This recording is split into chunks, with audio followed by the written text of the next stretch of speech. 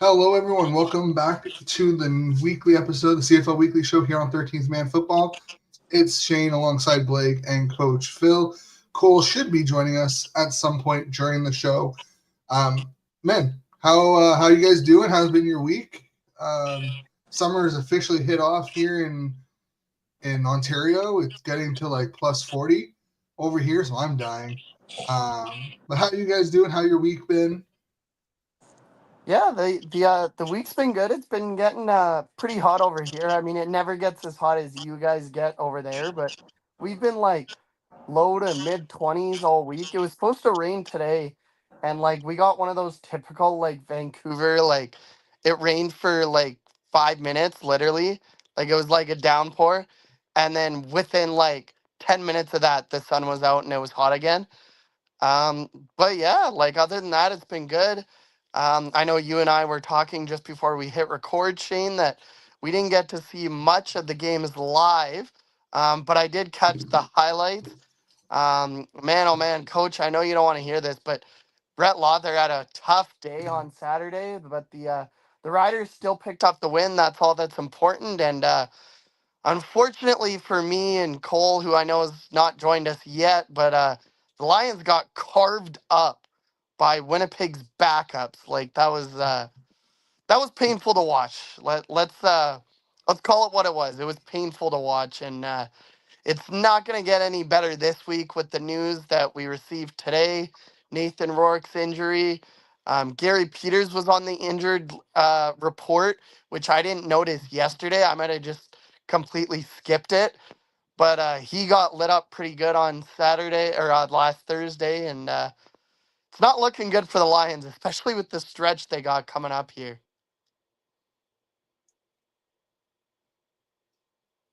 We just had our first scrimmage yesterday, so we're going to be off for 2 weeks and then get OTAs after 4th of July and staying busy. But I ain't even going to speak on Brett Lother right now. We're going to talk about that. And I tried to tell y'all, you don't bet against that Winnipeg O line and you don't bet against them against BC. So, haha.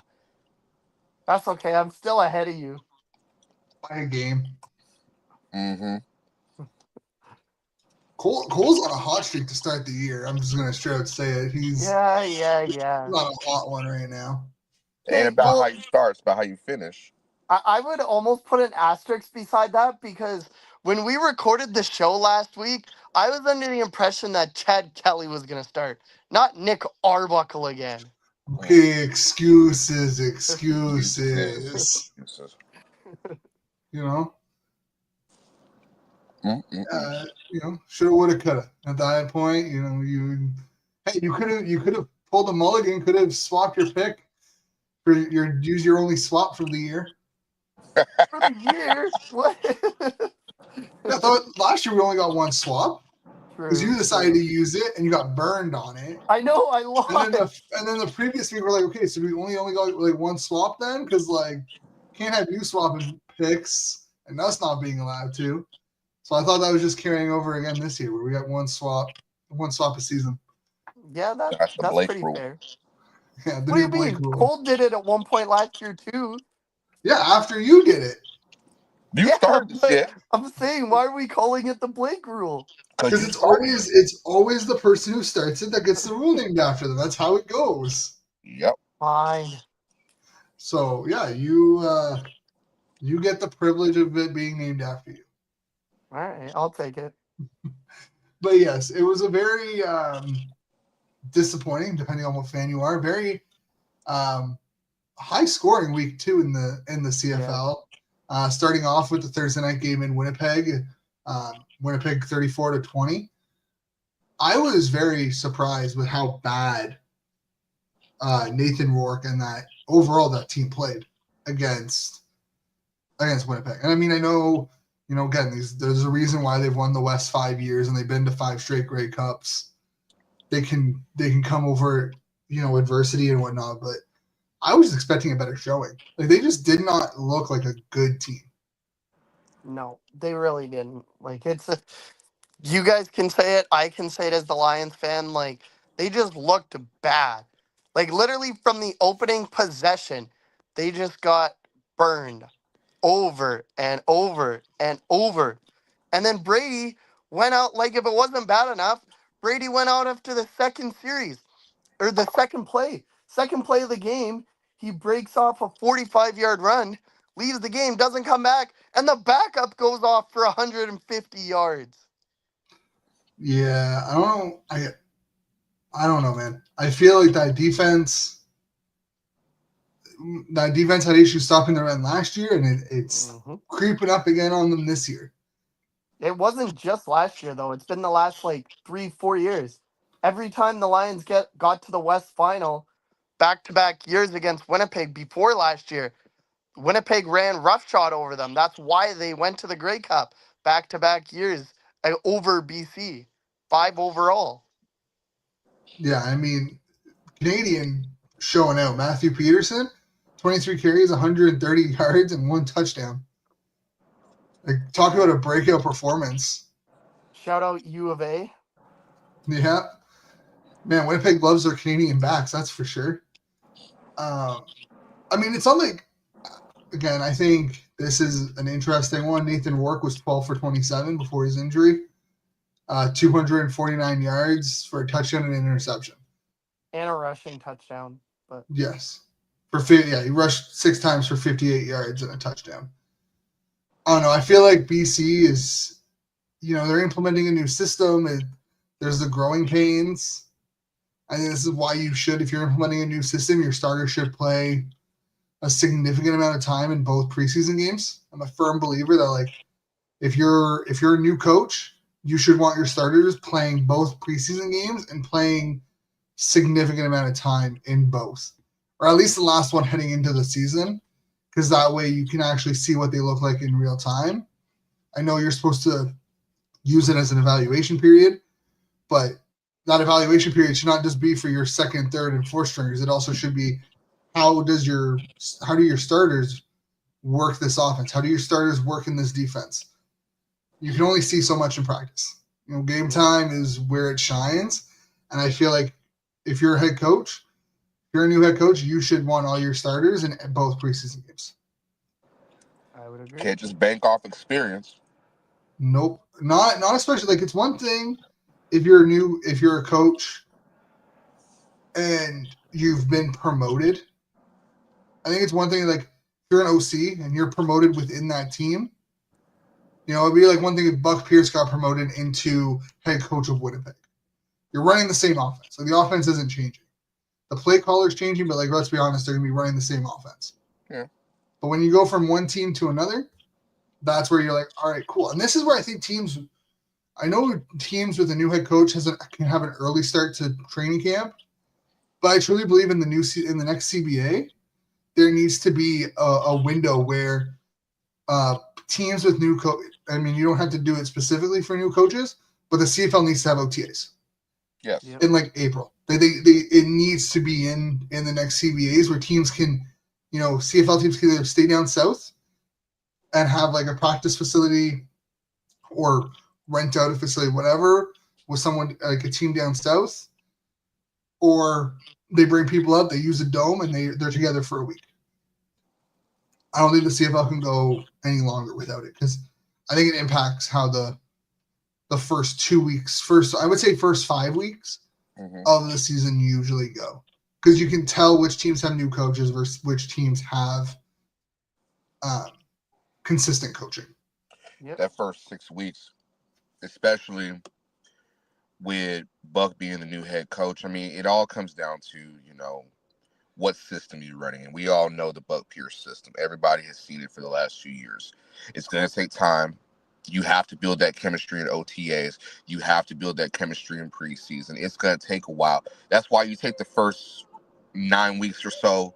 I would say 9 weeks because the CFL season is way different than the NFL. But first 9 weeks is where you got to lay some groundwork. And it's going to take time. And it's going to take some effort. But let's not count them out just yet, man. It's going to take some time. No. I'm not counting him out, Coach or Shane, but like I think you would both agree. And the only reason I'm saying this is because of the schedule the Lions have in the next 5-6 weeks and the uncertainty around Nathan Rourke, it looks, after he didn't practice today, it looks highly likely that Masoli will start on Saturday. Like, I think as a Lions fan, you should at least be somewhat worried. Like, you're not going to cancel the season or anything like that, throw in the towel after 2 weeks, but, like, you should be somewhat worried. To a certain extent, I agree. I mean, I also don't agree with them having to play Saturday and turn around and play on Thursday against a team that's been sitting there for a week. Yeah, well, did you see, and I know we talked about it last week very briefly, but did you see the stat that I believe it was Moj put out with the Lions and the Blue Bombers playing each other? No. Since 2021, those two teams have played each other. I believe the stat was 5 times, and 4 of those times, the Lions came in on a short week, while the Blue Bombers came in off of a bye. Yeah, that's That's like there's some scheduling quirks, and then there's something like that. Like, I don't know. I feel like if you're gonna like, I'm not saying BC should be avoided from short weeks, but like No. being the last game on a Saturday and then having to play on the Thursday against a team that's been on a bye, no matter the team, I feel like that's just kind of a screwy schedule. Like, even if you move them to like the Friday, that would have made more sense. I don't mind the Blue Bombers playing on the Thursday after having the bye, but have them play someone that played either in the Thursday night game to kick off the season or in the Friday night game, not the Saturday game. Yeah, I mean, even if it was Calgary, because Calgary played the early game, yeah, the early game, right? So even that's a little, and I mean, again, travel is also a key part, but I feel like, yeah, I think Saskatchewan, Ottawa, because they're already out that way.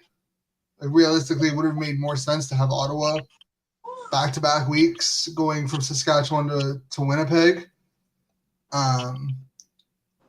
versus what they currently have them doing. But yeah, I don't know. I feel like BC, and even if it been the same for Edmonton, I think either of those two teams having to play Winnipeg on the short week, you're going to injury. Like, you're potentially leading to higher risk of injury, and the product's just not going to be that good. It's why Thursday night football in the NFL sucks. They can try to sugarcoat it all they want, but when you have teams playing Sunday, especially teams that are playing like the 4:00 Sunday game, and then the Thursday night game, there's a clear drop off in production on the field between those two games. So I get why you don't always want doubleheaders, right? You want people to be able to watch every single game. So I get the importance of the Thursday night game, but you can't be having teams play on a short week versus a team coming off a bye. Yeah, but the CFL blew that up this year anyways, because I believe it's not till either next week or the week after where they don't go Thursday to Sunday. At the first 3 or 4 weeks this year, they go Thursday, Friday, and then a doubleheader on Saturday. That's because school's out, right? And they unless you're doing a late afternoon game on Sunday, it doesn't make sense to have a late game Sunday with school the next day. That's why they're not doing it until after Canada Day, because everyone's in school. Yeah, I didn't think about it that way. That actually makes a lot of sense. Yeah. So again, I understand, like, I don't like the doubleheaders personally. Like, I do, because who doesn't love doubleheaders? But if, for example, if it's Ottawa on a Saturday and they're a doubleheader, anyone who's at that game who may want to watch the next game is gonna miss it. At least the first half, depending on where you live. Yeah, exactly. So not having that doubleheader, it makes it so much easier for people to watch all 4 games every week. Yeah. But moving on from the Winnipeg BC game, which was Strevler balled out, 3 touchdowns, 200 and some yards. Threw one pick, but can't be perfect here, Coach. Relevant. The pick was it was one of those interceptions that you can live with it. You can live with it. You should have thrown a few more if the Lions DBs knew how to catch, but so they're DBs because they're failed receivers, right? Isn't that what they always say? Yeah, yep. I guess. Cement hand receivers. But But hey, I mean, we all said that we wanted to see more to Strebler, and I don't know, putting up 246 yards and 3 touchdowns is still, even with the 1 interception, it's still pretty impressive. Yes, it is. So, I mean, it also helps that you have a running back who put up 130. So, can't complain too much there. But moving on to the Friday night game, and oh my God, I'm gonna let you guys talk before I talk about this because that Ottawa game was one of the most infuriating games that I have seen live. So, Coach, I'm gonna let you go first on this one. Montreal beats down on Ottawa 39-18. Go right ahead. It was the drizzling shits. Let's call it what it was. It was. I was expecting a big game from William Stanback. Didn't get that. I was expecting at least a little something from Schultz. I was expecting him to, because I've seen Matthew Schultz have a couple games where I'm impressed. He had it against the Riders a couple years ago where he came in. I was in attendance of that game. He looked pretty solid, but this was not a performance that you want to just have on your resume. He just didn't control the game. Every possession was wonky. It felt like there was no energy within the offense. You know what I'm saying? Like, it just felt like the offense was kind of, we don't know what to do without Drew, so we're kind of stuck. And with all those damn weapons they have on that offense, I just expect more out of them. You know what I'm saying? Like, I expect aerial assault. I expect power running when you need to. You get none of that without, and that shows that the asset that Drew Brown is to that offense. So, hey, Crumb Mania is about to take over again. Yeah, it's the Crumback for what, 3rd time? Hey. But yeah, no, it was I know you were tweeting about it live at the game, Shane. It was it was painful to be a Red Blacks fan for that game. This was the only game where I actually didn't see any of it live. I went back and I watched the Montreal Alouettes highlights because there really wasn't any Ottawa highlights. Um, but yeah, the Montreal offense, and it was funny because I was picking my fantasy team earlier today, shameless plug, and like Davis Alexander actually didn't do a lot in that game. Like he threw 1 touchdown, he threw for like 240 yards, and he threw a pick. It was basically the running game that just ran roughshod all over the Red Blacks. The defense, just like they didn't for the Riders really the week before, even though AJ Ouellette went out in the first quarter, had no answer for the Montreal Alouettes running game.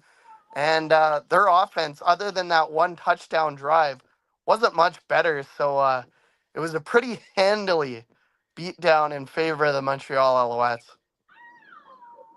Can I add one thing before Shane? Yeah, go for it. About Ottawa's defense. They're so strong inside the box. They're strong.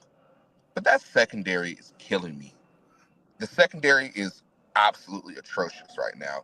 I mean, and it's putting pressure on the guys on the front line to go and make plays. It's putting pressure on the linebackers. It's putting pressure when your back end is not taken care of and it's not doing their job the right way, which I'm not knocking them. They're professionals, but we call it what it is. They're not playing up to standard, and it's looking bad. Yeah, I mean, from my perspective, for the defense, they're just playing soft.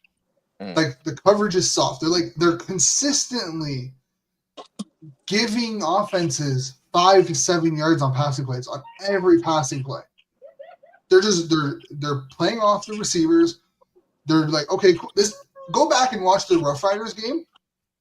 It was just quick hitches, quick passes, quick slants. Like, they were just constant short 5 to 7 yard throws. Nickel and diamond. And as a D lineman, you can't get after the quarterback that often. If the receivers are open within 2 seconds of the ball being snapped. But you got to give credit to Montreal. Give credit to Montreal's offensive line for holding up long enough for Davis to be able to make those throws. And even though they're playing off, they're playing not to get beat. That's terrible. That is the worst thing you can do. Oh yeah, they're playing. I'd rather give up you 5-7 yard throws versus giving you up a big play. That's how they're playing. But my issue is that when they have gotten pressure, they haven't been able to finish. They got through the line, they got after Alexander, they got after Harris, but they've broken contain and allowed them out of the pocket, allowed them to extend plays and get burned on it. I don't like using age as a factor, but at some point you got to look at it when you have 4 guys over the age of 30 on that defensive line and over the age of 31, because I think everyone's 32 or older. Mm-hmm. You have to start wondering when that motor is starting to go. Right. And this is no disrespect to the players on the line because they're dogs. Maldine, Carter, Lang, Wakefield, like they are dogs. They go. You can see that they're putting it in. They're trying to get after the quarterback, but at some point you have to look in the mirror and be like, okay, is it your motor or is it the fact that our DBs are 5-7 yards off, like giving 5-7 yards, and are just allowing the quarterback to pick them off? So in that regard, I don't know what Fields is having them do because this doesn't look like the same defense that he had in Toronto. Now the caliber of players that he has on that defense versus Toronto is very different. Hopefully Lamont and McGee are back next week. They also re-signed Heslop, so he should hopefully start against Calgary and be a massive upgrade on that in that secondary. I never really liked Priester at that halfback side on the weak side. It didn't make any sense to me. I don't think he's ever played there up in the CFL. He's been a Sam corner linebacker or boundary side half. But on the offensive side of the ball, Stanback has 16 carries in 2 games. Yep. Mm. Not good enough. You got to feed him. They abandoned the run too quickly. Yes, they did it. They did it. Well, end of last season, they didn't have a choice. They didn't have a running back. But they've continued into this season. Like, you're supposed to fix the problem with Stanback. You're not using them. Yeah, but it's like they're it's almost like they're afraid to feed him because it takes time for him to get going. It's not like Brady where Brady gets stronger as he runs. With William, he needs a big run. He needs a big run to get his engine going. And I expect the more you feed him, coach, the higher likelihood of that happening. But like, you also can't be predictable. This team is literally run on first down, get 3-4 yards, maybe 5, because they're expecting you to run it, and then settle for a long 2.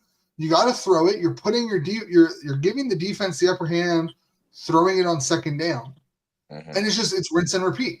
Or you throw it and throw it, and it's just like, if I'm a defensive coordinator, I'm going to force you to throw the ball because I feel more comfortable because I know you're going to throw it. Like, over the 2 weeks, both quarterbacks, you're top. I think you lead the league as a team in passing attempts because you've given. I think my issue is that you got stood up on the goal line because Crum couldn't get a yard when you have arguably the best power back in the league in the backfield, and you're just not giving him the ball. That would be like Seattle throwing it on the goal line to win the Super Bowl. Why the fuck you got to bring that up? Yeah, come on, Marshawn, that's a low blow. I mean, to be fair, I think that was still pass interference. But it's the same concept. You have a power back. You're on the goal line. Give him the goddamn ball. There's no reason to try any other way. I think Condell, for whatever reason, I don't know if he's scared, he's worried, whatever the case may be, but he needs to give up the short yardage QB sneaks. You're not the Philadelphia Eagles. You can't do a tush push. Just give it to your power back and let him run it in. Do something fancy. Do a jet sweep. Do something else. You can't QB sneak it every time. You need to get the running game involved, or you're going to run into a situation where you got defensive linemen picking off your quarterback 3 times. But here's the thing also, man. Are you throwing because that's your offense, or are you throwing because you got a quarterback that just you think he can throw? What is different when you have Both. Drew is there. It's you have Drew who's a gunslinger. Schultz is not a gunslinger. So are you trying to call plays that are meant for Drew, or are you calling plays for Matthew? Because Matthew is a different quarterback than Drew, obviously. And Well, it you looked like meant, oh yeah, well, look who goddamn showed up. it looked like he was calling the game for Drew with Schultz in Yeah. the backfield. Mm-hmm. And you Shane, mentioned, Shane, I got good news for you though. The Red Blacks are still tied for a home playoff game. Yeah, they're lucky. They are so lucky that Hamilton and Toronto are absolute garbage right now to start the year. but you mentioned about contain, and I've been telling my players this the last 2 weeks about contain. If your responsibility is contain, stay your ass outside and stop trying to crash inside.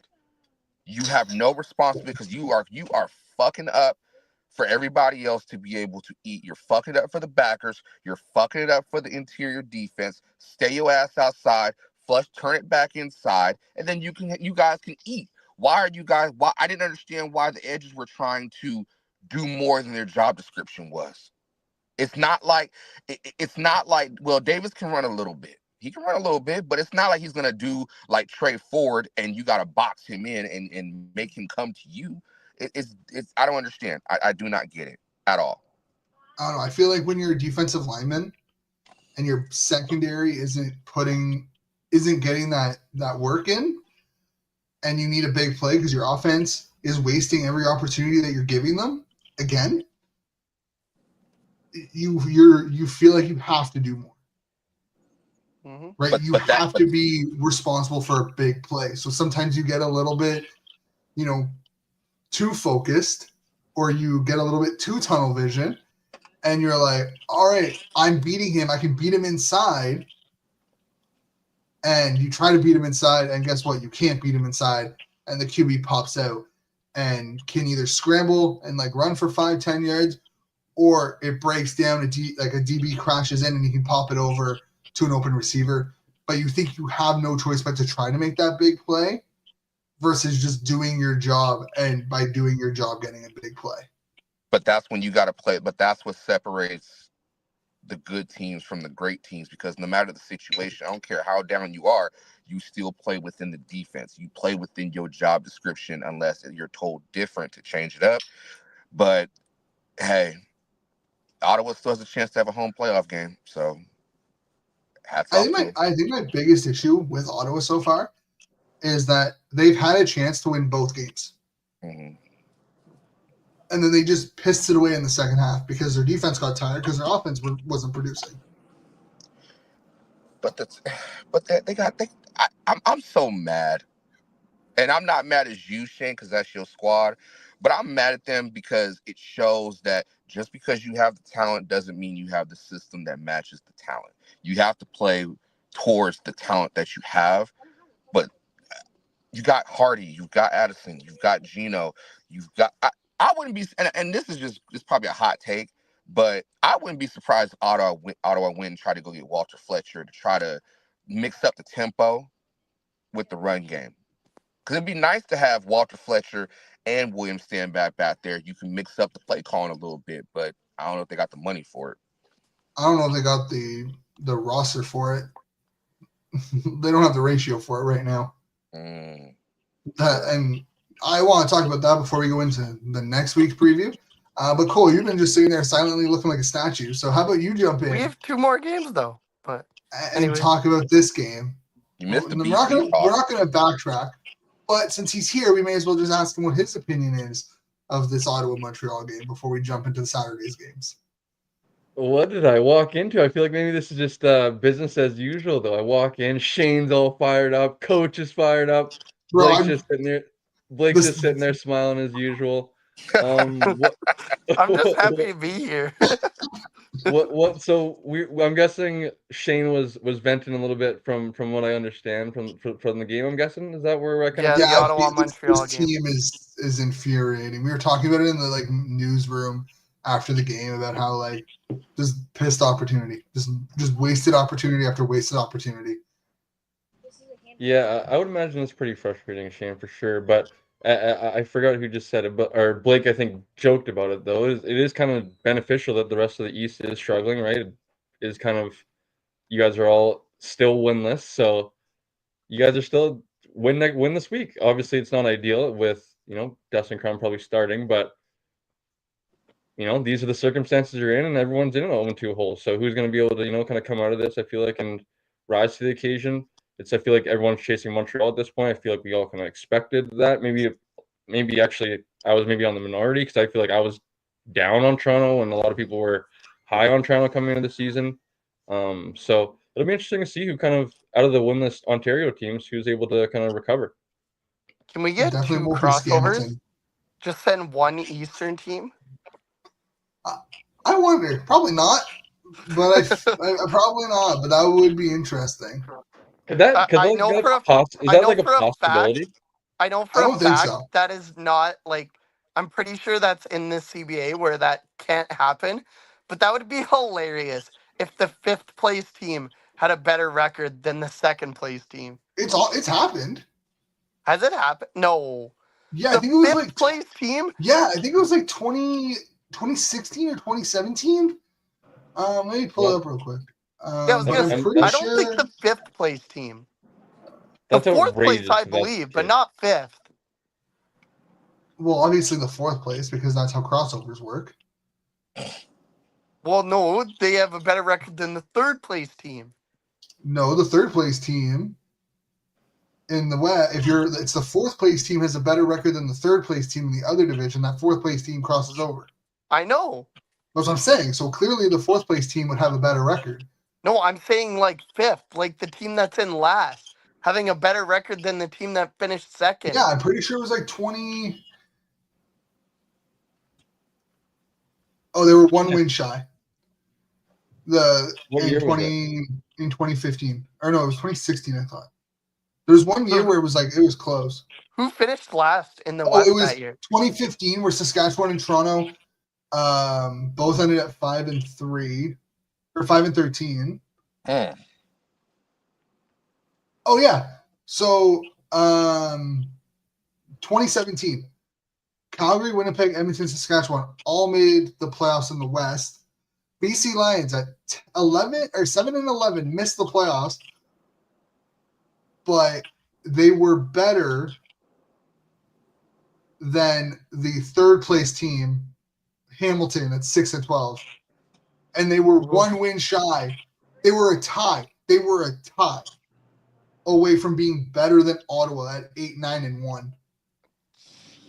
So they were winning it. They were 3 points back, basically, I guess. Yeah, a win and a tie. Technically, it'd be possible then. Yeah. Oh, here it is. 2018. I knew it happened in the last 10 years. Hamilton and Ottawa was 11-7. Hamilton was 8-10. Montreal was 5-13. Toronto was 4-14. 2018 season. Calgary 13-5. Saskatchewan 12-6. Winnipeg 10-8. BC Lions and the Edmonton Elks were 9-9. And BC got into the playoffs because of a tiebreaker against the two. But the Edmonton Elks had a better record than the Hamilton Tiger Cats and missed the playoffs. So the Tiger Cats were 8-10. The Tiger Cats were 8-10. Wow. Typical Scamilton bullshit. I knew it happened over the last 10 years. I remember it vividly because it was. So you're saying there's a chance? It was the catalyst for the one division conversation. Yeah. Because how the hell does a team that go 9-9 miss the playoffs when a team that goes 8-10 make it, and not only make it, but get host a home playoff team? Because it was the catalyst for it. Yeah, but okay, can we talk about the Calgary-Toronto game now? Because I want to talk about how VA actually hasn't been that good, and Calgary's still 2-0. I'm also saying before we start that, because we will, it also happened again in 2019. It happened back-to-back years. Crazy. And BC and Edmonton were part of both of them. That's insane. The East was The East was terrible. The East was god-awful before the COVID hit. Jeez. COVID hit, it swapped everything around. It just reversed it. Might be another year of it. Wow. The Bombers won the Grey Cup and everything shut down after that. Yeah. They're like, nah, it's game over. Yeah. BC was 5-13, and they had a better record than Toronto and Ottawa. Culture. So yes, let's jump into Saturday's game. Calgary going to Toronto, where they got to face off against Arbuckle. But yeah, Blake, kick us off because you want to talk about how bad VA's been. I didn't say he's been bad. I just said he hasn't been great. Like, he hasn't thrown a passing touchdown in 2 games. He's only rushed for 1 touchdown. I think in week 1 he ended up with over 300 yards. But last week he had like 240 yards and he lost his top receiver on the first series of the game, and Calgary is still 2-0. Like, as a Lions fan, I know we talked about this before Cole was able to hop in, but I'm worried because of the injury status of Nathan Rourke, the Lions' upcoming schedule, and the fact that Saskatchewan is 2-0, Calgary is 2-0, Winnipeg is 1-0, and I would argue that none of them have played their best game yet. Like, that is a very, very scary proposition for the BC Lions. Like, it's like Calgary did not play well for, I'd say, most of that game. They had, especially on offense. I mean, you hold the team to 11 points, your defense played really well. But especially on offense, they had some troubles getting on the same page. Their kicker, much like Saskatchewan's, had a few uncharacteristic misses, and yet they still won the game by 10 points. Like, this Calgary Stampeders team, if they all get on the same page, has the ability to be very, very scary this year. I will say he did throw for 301 yards. He was 17 for 25. Last week? Yeah. Oh, okay, I got it wrong then. Okay, at least according to the CFL website. And I know sometimes the CFL website can be kind of finicky. But I agree with Blake. But Cole, I'll let you go into it. Give us your take on what happened in Toronto and Calgary.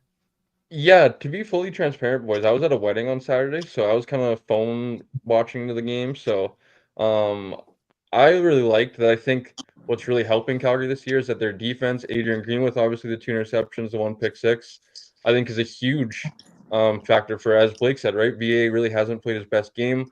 Although maybe if you're looking at the stats, right, he's thrown for 300 yards. The touchdowns aren't there, but if you guys remember the first game that he was in Calgary, the first possession, he looked really smooth, led them down the field. Dietrich Mills was able to punch it in. So I feel like once their offense is able to start clicking, their defense is like the question mark is if they can keep playing at this level, I feel like will make them dangerous in the West Division moving forward. So it'll be interesting to see. I didn't really get to watch much of the game, unfortunately, like I said. So both games on Saturday.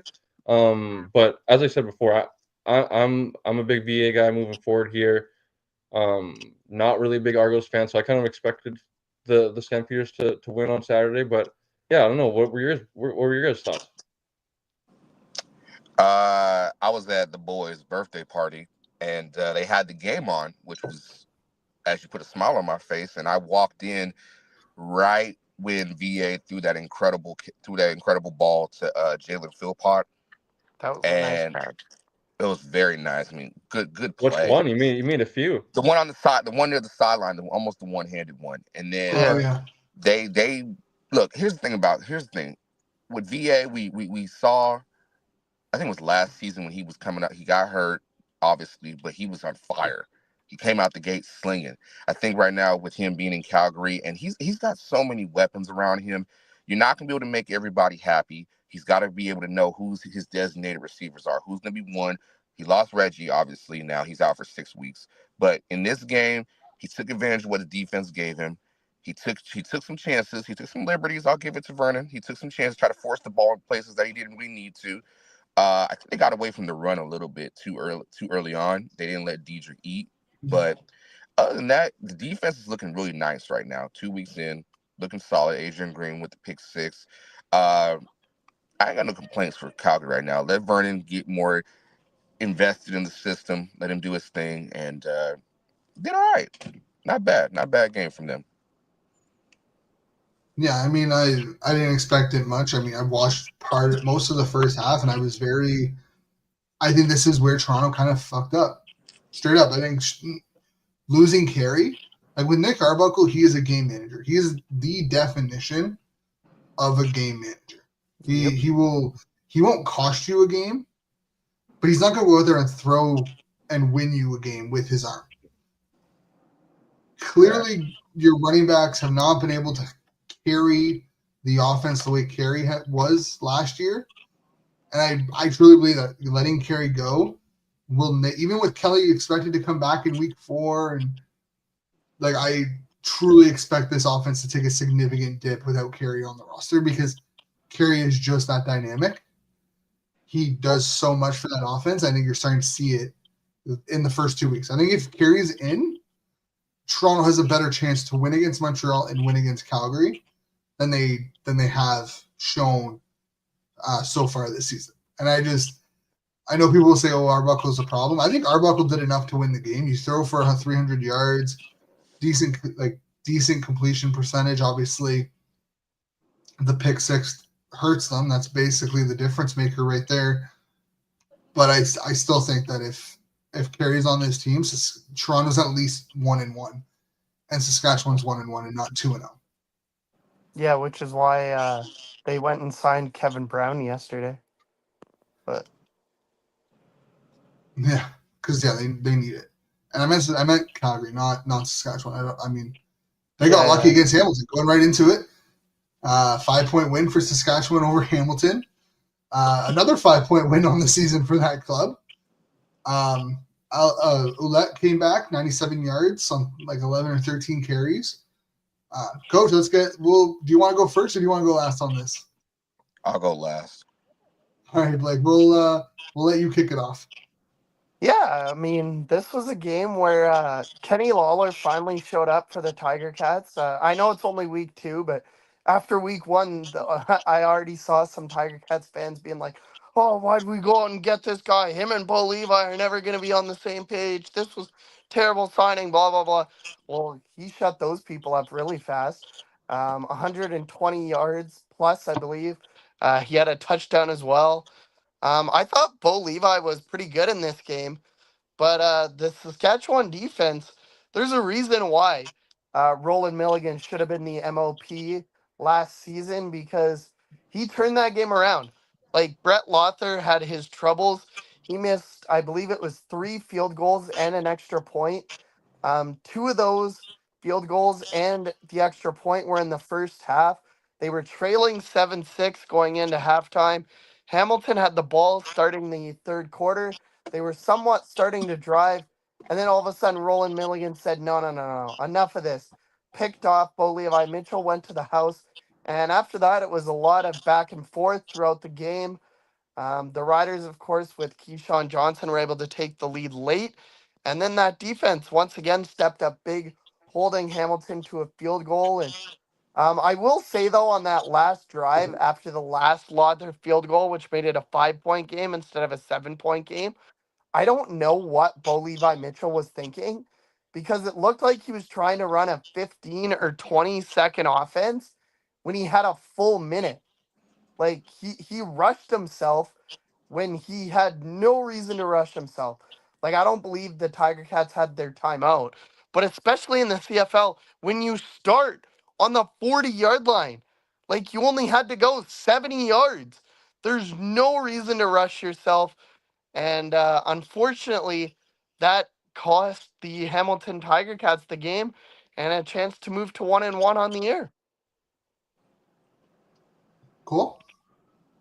Yeah, like I said, I wasn't able to really watch most of this game, especially because this is kind of when the wedding was taking place. But I mean, I'm sure as coach, I know was talking in the group chat, he was a little frustrated with the win. But at the end of the day, a win's a win. No one's going to remember this come October, November, as long as Saskatchewan's obviously in a playoff position. If they were to fall off, per se, obviously this is a little bit more talked about. But at the end of the day, a win's a win, and move on to the next one. I'm interested to hear what coach's thoughts are. back-to-back weeks, I just wasn't impressed. A win's a win, but it's how you win. And when you play to that team's level, that's disrespectful. I mean, that's disrespectful to the team in itself. I mean, come on now. I mean, we I don't know. I don't know what. Maybe it's the injuries on the front line. Maybe it's I don't know. This. I'm not expecting them to be what they were last year. I'm expecting to take a leap and be beating teams down. It was a back and forth game the second half of the game, and can I be honest? Yeah, go for it. We look beatable. Yep. We look really fucking beatable. We're leaving too much on the fucking table for teams to come back and beat us. There's no reason why back-to-back weeks we should be only winning games by 5 fucking points. That's fucking frustrating. We should have put our fucking knee in their fucking throat and stomped these motherfuckers out. That's what I'm pissed off about. I'm pissed off that the defense, and it's not even like, Roland's going to do his thing, but what about everybody else? Are we going to be on the same page, and are we going to be able to put a complete game together where it's like, that's the Riders. That's the Riders I know that can win the Grey Cup. Because right now it looks like we can get beat easily. By anyone. By anyone. And you know what happens after Labor Day? We go through our slump. We can't afford Last year it happened earlier, but yes. So it's not. Still got to play Winnipeg. Still got to play BC. Still got to play Edmonton, BC, Calgary. You know, that's the real comp. The East is the East. Yep. But the comp that we got in the West, hey, we could slump. But I hope we don't. I hope that we get healthy. We establish the run a little better. We get Kadeem in there, get him going, and we ride. But damn, this 2 weeks in a row, I know it's early, but damn, 2 weeks in a row, 5-point wins. It's not impressive yet. Yeah, Shane, I'll let you go, but after, I think we need to take a moment to talk about all the injuries that occurred last week. Oh God. Yeah, I mean, I don't have much to say on that regard or in this game, because I think, again, Saskatchewan's look beatable. I think, even going back to last week in week 1, Ottawa had a chance to win. They shot themselves in the foot, self-inflicted gunshot wounds. You're not going to go far with those. Same thing with Hamilton. I think there's some self-inflicted gunshot wounds. Not going to go very far with those. But good teams find ways to win. And say what you want, Saskatchewan has been able to find ways. And you can say that it's because the other teams hurt themselves, or you can say that, hey, they forced them to hurt themselves, right? Those are the two avenues you can look at it. If you're a Rough Riders fan, you're probably going to look like, hey, yeah, they could have won, but we forced them to hurt themselves. We forced them into those mistakes. We forced them to, lose the game. And you're probably, if you're a fan of Hamilton and Ottawa, you're like, oh man, we did it to ourselves. So I don't know. I think Saskatchewan has a very strong schedule coming up where they can kind of solidify themselves as that top team. They have Toronto this week. They have BC and next week before they head into their bye. I think, you should be able to go into Toronto even if Chad Kelly's playing. I don't think he is. I think he's expected to start be back for week 4 against Ottawa. But if you're Saskatchewan, you're like, okay, cool.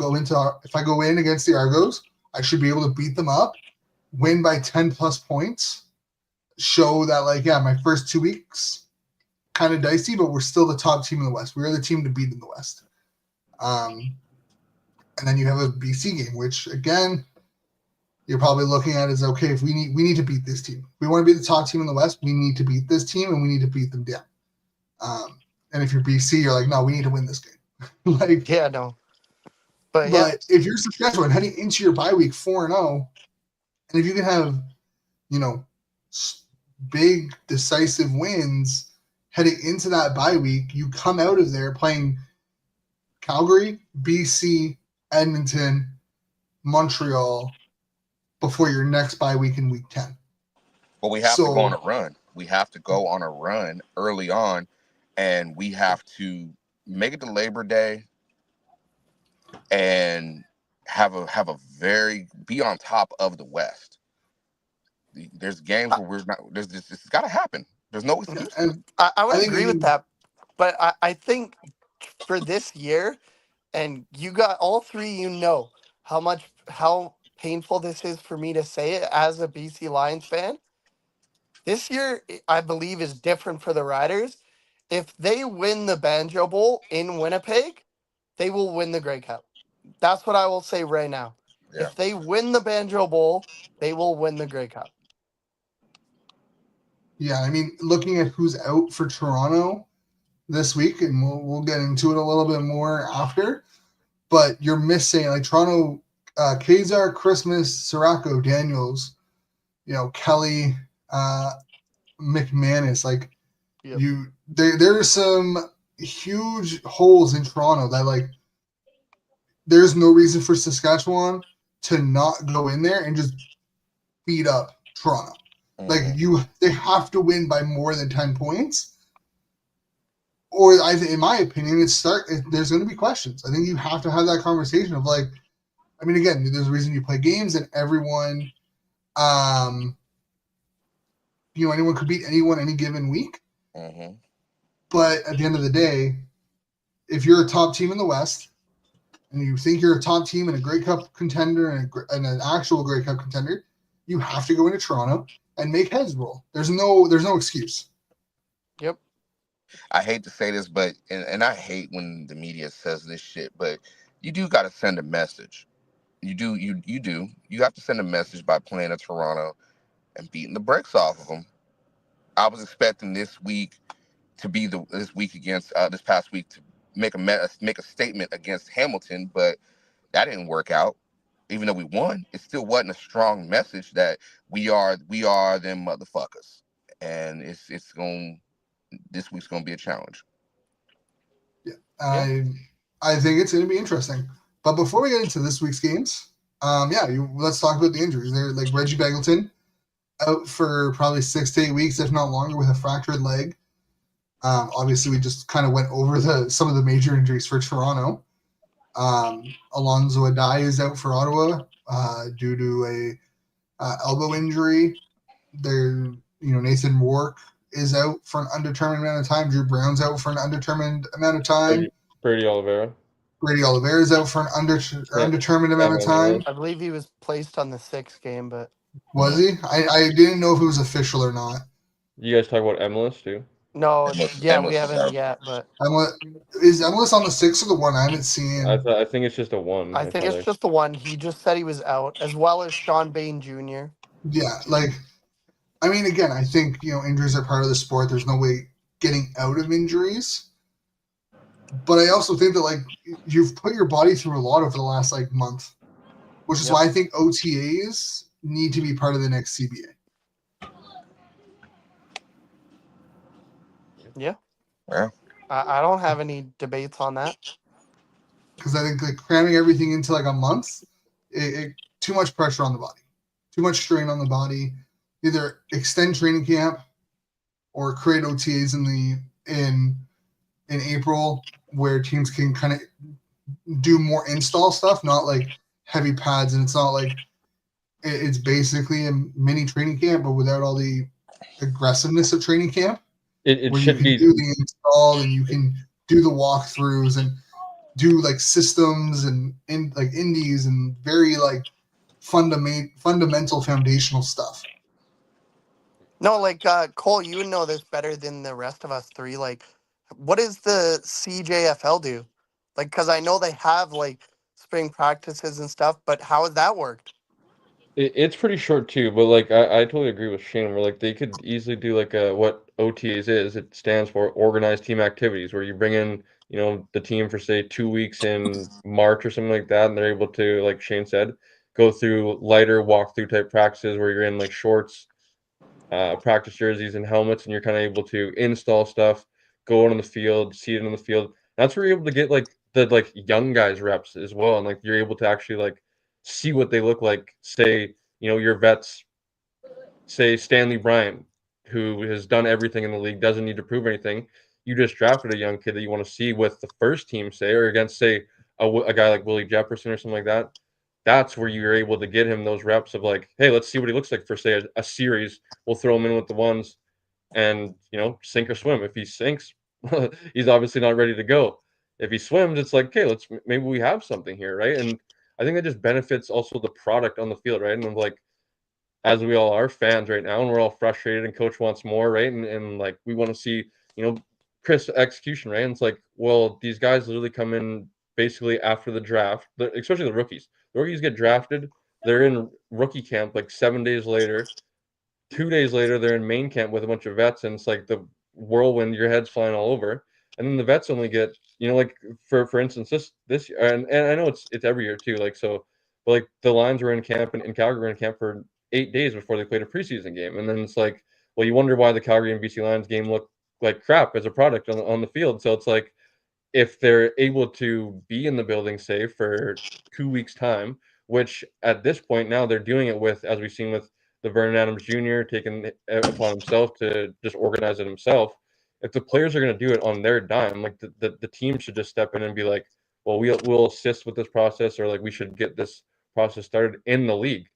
Especially because now, like obviously with the copycat league, Nathan Rourke tried to do it a little bit this year with like getting the receivers together in Vancouver. I would imagine that just because there's no cameras, I would imagine that happens in multiple different situations around the league, right? Where, like I said, just because there's not cameras, I'm sure that Trevor Harris is getting with his guys in the offseason, or we actually see the out of the chamber Instagram account with like some of the guys that are in Ontario, like Bo Levi Mitchell will train with some of the guys that are out there with like KSB and some of those guys that are around. So like, there's tons of guys that are working in the offseason, getting those reps with like other guys, but it's like not a team organized activity. Like I said, with OTAs, you don't even have to call it OTAs. Like you can call it a mini training camp, say like a week before the draft or whatever you want to do at whatever timeline. But I just feel like it would equal a better product on the field overall in terms of like having them in the building. You could even limit it. Say like, they could come into the building for like 100 hours from March 1st to April 1st or something like that. And you have to kind of like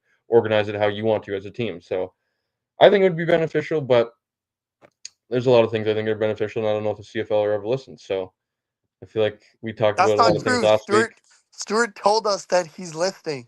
He did. He did. To answer There's your also like question, they're also like, as you were saying earlier, Blake, and like with the stats, maybe you were right, and you did see 249 yards for VA. I know there's some people that were frustrated because like they were going back and checking the stats, and it was wrong again. So it's like these simple things that I feel like Do we are not like, have to go over that again, please? well, like it's true though. Like, because in talking about this should make sense to have players in the building for No, I more agree. time in the offseason. It shouldn't be it shouldn't even be like a question. It should just be like, what would be what would benefit our product on the field come the first week of the season? It'd be having players in the building for longer periods of time. Also, Blake, to answer your question, yes, most CGFL teams have some sort of spring, winter training camp of some capacity. I know in Ottawa, the Sooners start up in generally February. They run 2 to 3 sessions in February for the Sooners, and then they do it in March, and then they really start going in April. They take, I think, May off, and they're back at it in June. So I would assume it's the same out west, and and I know for most CJFL teams, at least the ones that actually take it seriously now, they have training camps, tryouts, and off-season programs year round. Oh yeah, there's spring camp and main camp out west.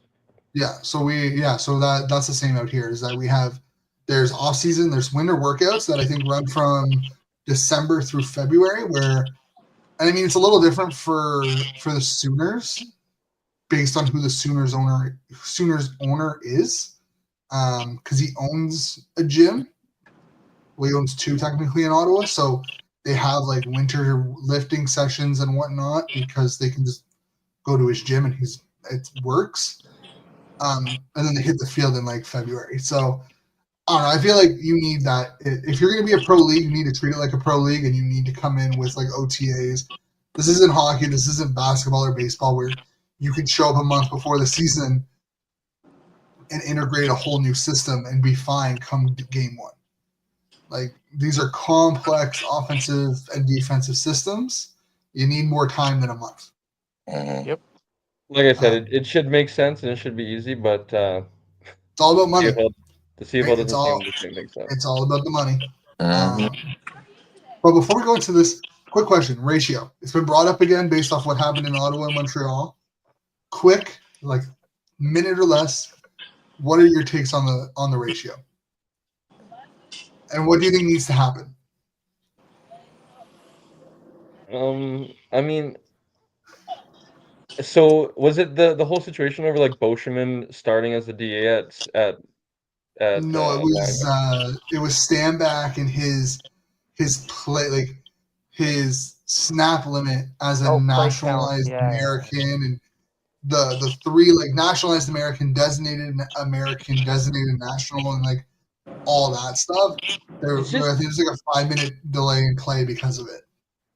I just think it's confusing overall is the biggest thing of like it just seems like it's so disorganized, or I don't even know if disorganized is the right word, but like also the snap count thing is just crazy to me. Like that feels like it's like Pee Wee football. Like I went to watch like some local Pee Wee football on Sunday, and like they're doing like the snap counts and like they got to play 10 snaps per kid or whatever. And it's like I don't know. I just feel like that's super weird in having a rule like that with ratio rules. I know it's talking about a little bit different than like kid sports, but I don't know. I feel like it's just a really weird gray area that doesn't need to be in there, and I feel like there could be a better way around it.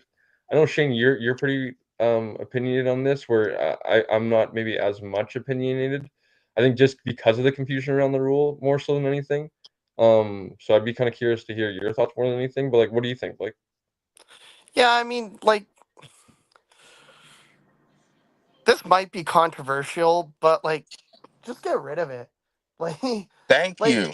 you want the best players to play the game. So who cares if the players are Canadian or American?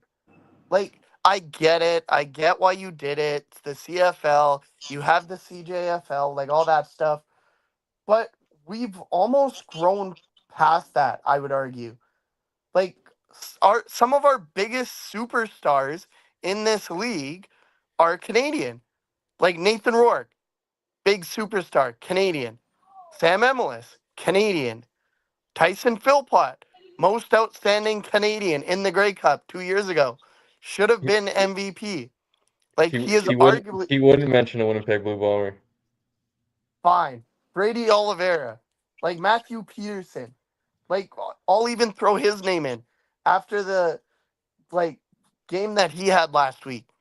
Like, they're all Canadian. But then you have guys like Bo Levi Mitchell, Vernon Adams, like Sean Bain Jr. Like, these are all American guys. It doesn't matter whether a guy's Canadian or American.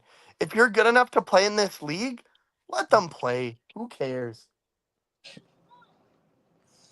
Go ahead, Coach, before I get in on this. Yeah, I think they just need to get rid of it. I honestly, it's just too complicated. They're making it more than what it need to be. They can't find a gray area for it to work. So you want the best, and if you want to grow the product, man, get rid of that shit, man, and just let the best people play. At the end of the day, it's professional football. We're not about to sit here and put people on similar to pitch counts in fucking baseball. Goddamn, just man, let them play.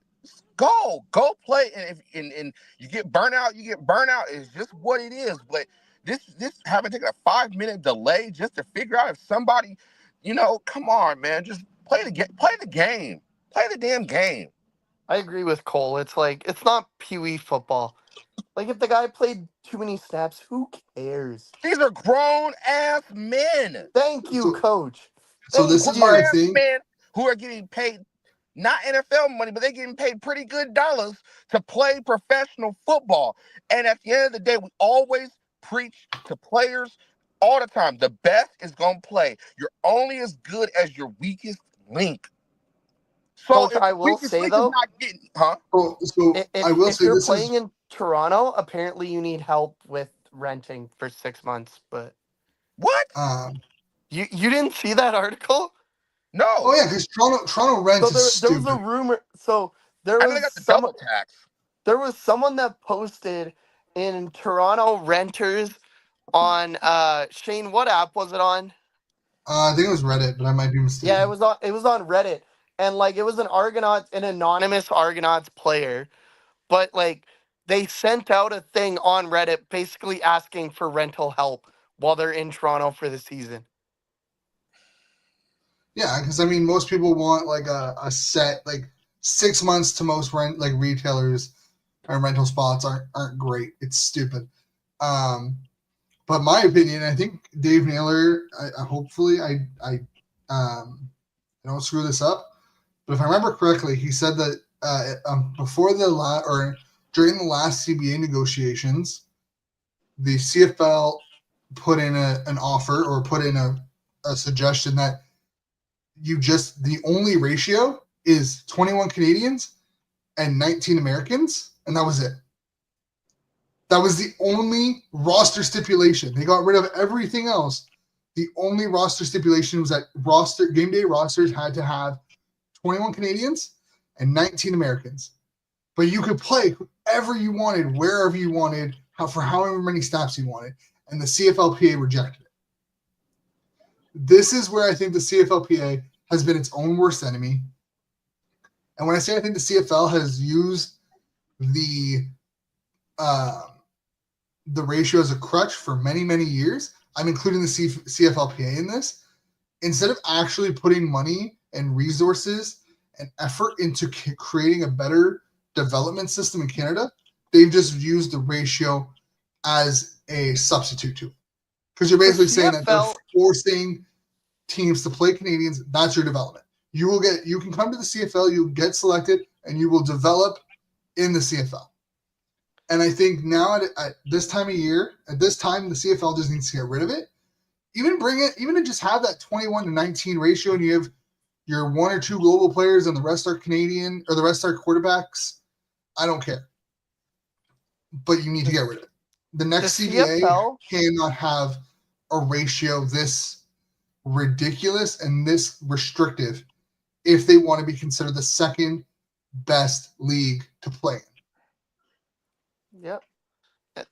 No, all I was going to say, Shane, was the CFL does not care about development. As hard as it is for the CFL itself might be to hear, they do not care about development.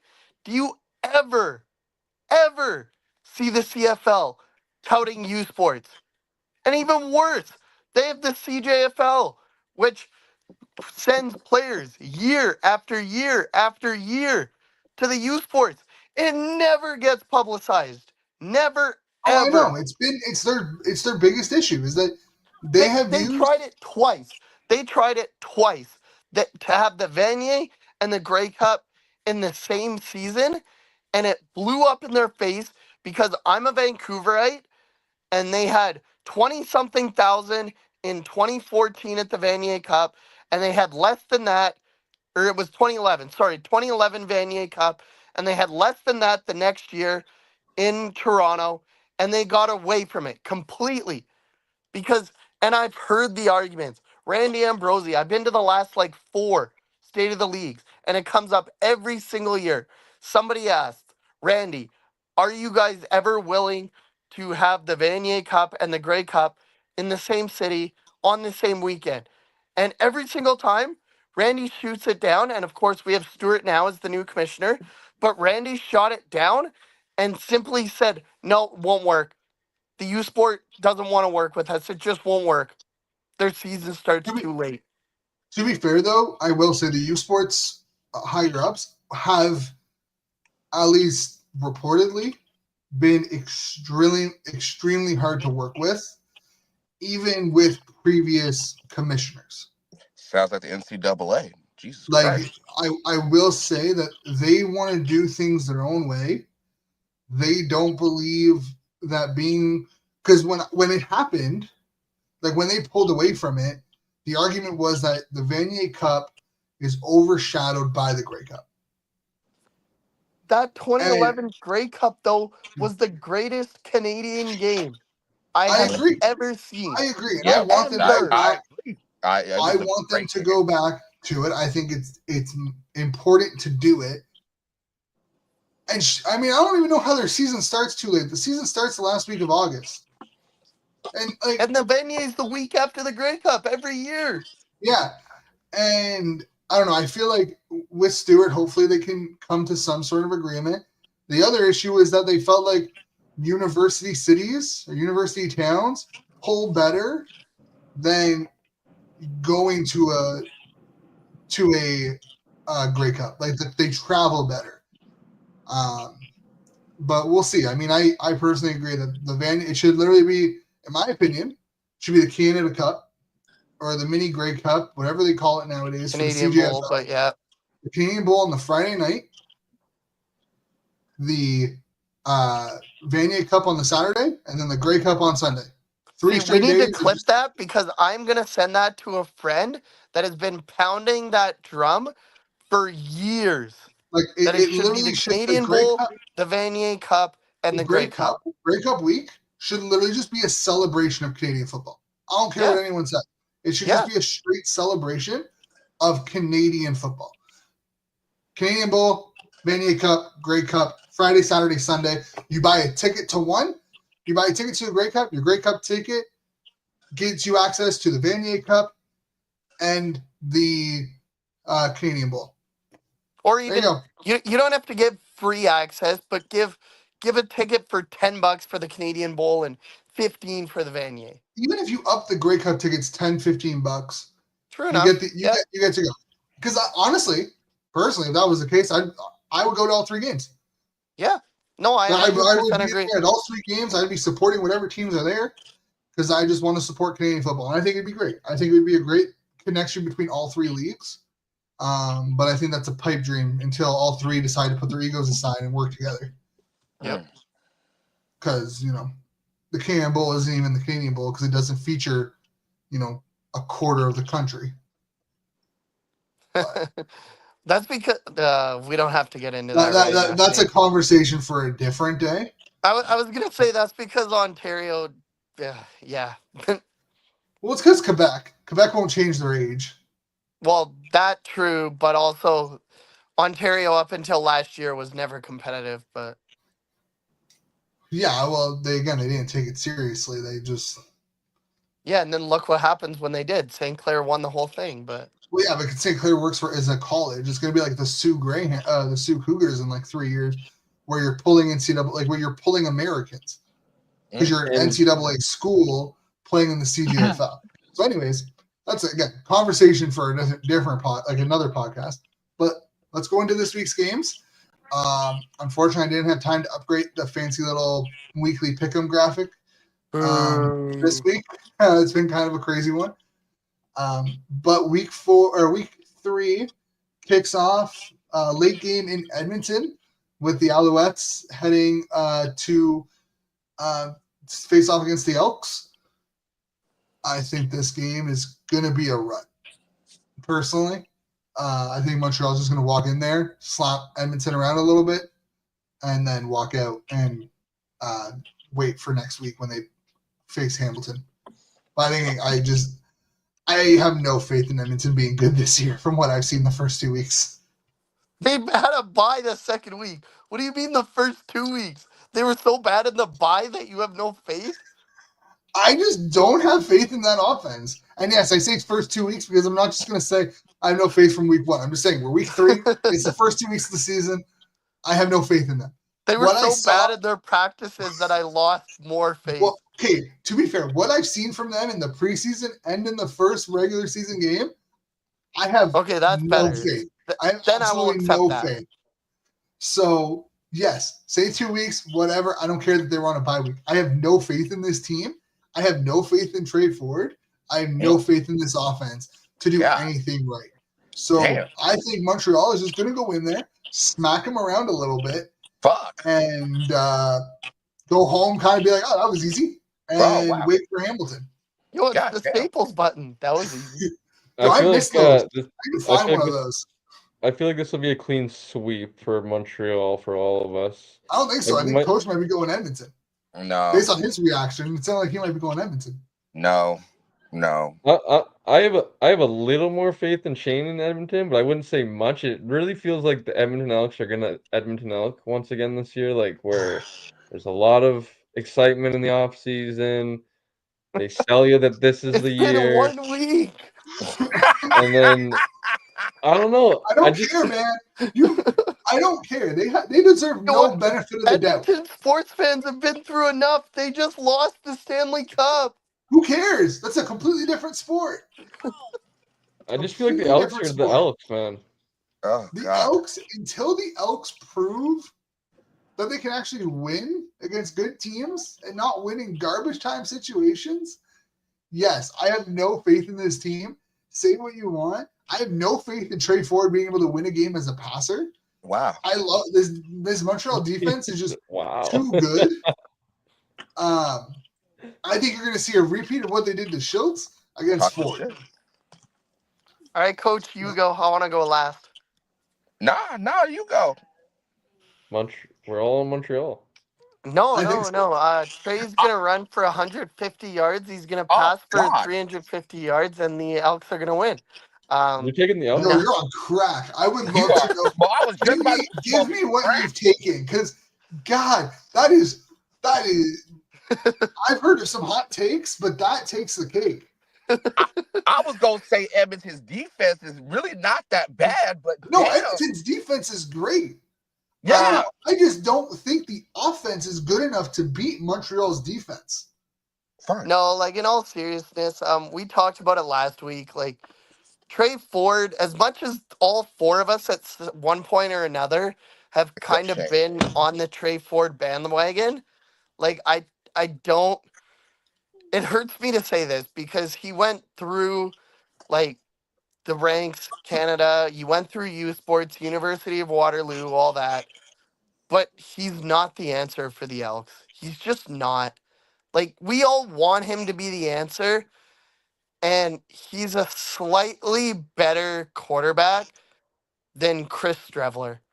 Like, he passes a bit better than Strevler, but he's, like, he runs about the same. Like, he makes a lot of the same mistakes. He can't, and someone mentioned this to me at halftime of their week 1 game when they were playing the Lions, and I noticed it a lot in the second half. Like, when his first read is gone, he can't look over a defense. Like, he just panics and he throws interceptions or he throws balls 5 yards past the line, past the intended receiver. He's not good enough. And until the Elks figure something out, they're going to keep elking and they're going to be stuck in the basement of the Western Division. Montreal for the win. My nigga, what? Oh. Coach is not having it. He might not want to have it, but I don't really care. I'm not. No. Now. I pissed Coach off. Wow. I love you, Blake, but Coach taking Edmonton. Damn. I'm just stunned at the Blake bomb. I said what I said. He's not wrong. He's not. Okay. He's not wrong. Then there you go. He's still on that rookie first read gone shit. Because it's true. It's true. I can't. As you say, Shane, the facts are the facts. We need to put that on a t-shirt, by the way. 100%. I just, damn, like, my nigga. I just feel like the shitty thing, Coach, like, because I feel with Coach right now, like, I agree with Coach, like, it is true, but the me wanting to defend him anymore is, like, he is also in year 4. Like, at some point, you have to, like, the switch either fucking gets flipped on and you're that dude, or it's kind of like you're that, I talked about it, like, either you're a solid player, the you're a good Elks player, gave him the maybe you're a keys great to the player. franchise. They said when we traded MBT and brought Cody back in that trade, they said, Trey, we trust in you 100%. And I know it's only been 1 game, but he has improved. that he can carry the torch. I just that'll be the interesting question. Is that, like, if Edmonton fans get frustrated enough, is when the Cody Fajardo talk starts to come. Week 5. You can't. You literally cannot go past if you're 0-4 or even 1-3. There's no justification of putting Ford in over Fajardo if you're negative. Like, you cannot just waste another season hoping. The fan base is already like on, like, I don't even know how you could say on edge times 10, but like they're already like triggered enough that I feel like the leash is going to be pretty short. You can't waste the season with this good defense. That's what's frustrating me. You have one, and this is just me speaking as a defensive guy.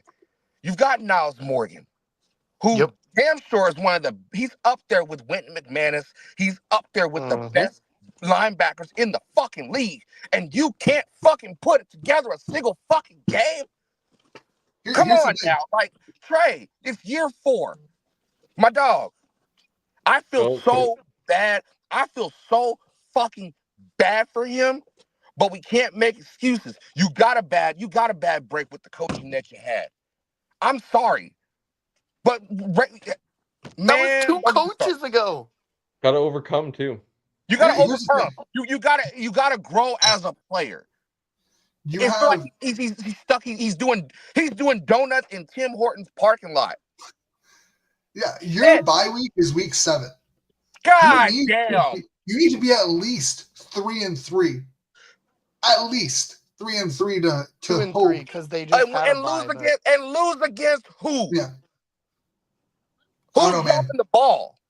So you have outside of this bye week, they have Montreal next. This week is Montreal. Next week doesn't get any easier with Winnipeg. Oh, and then they host Ottawa. Oh shit! And host BC. Loss.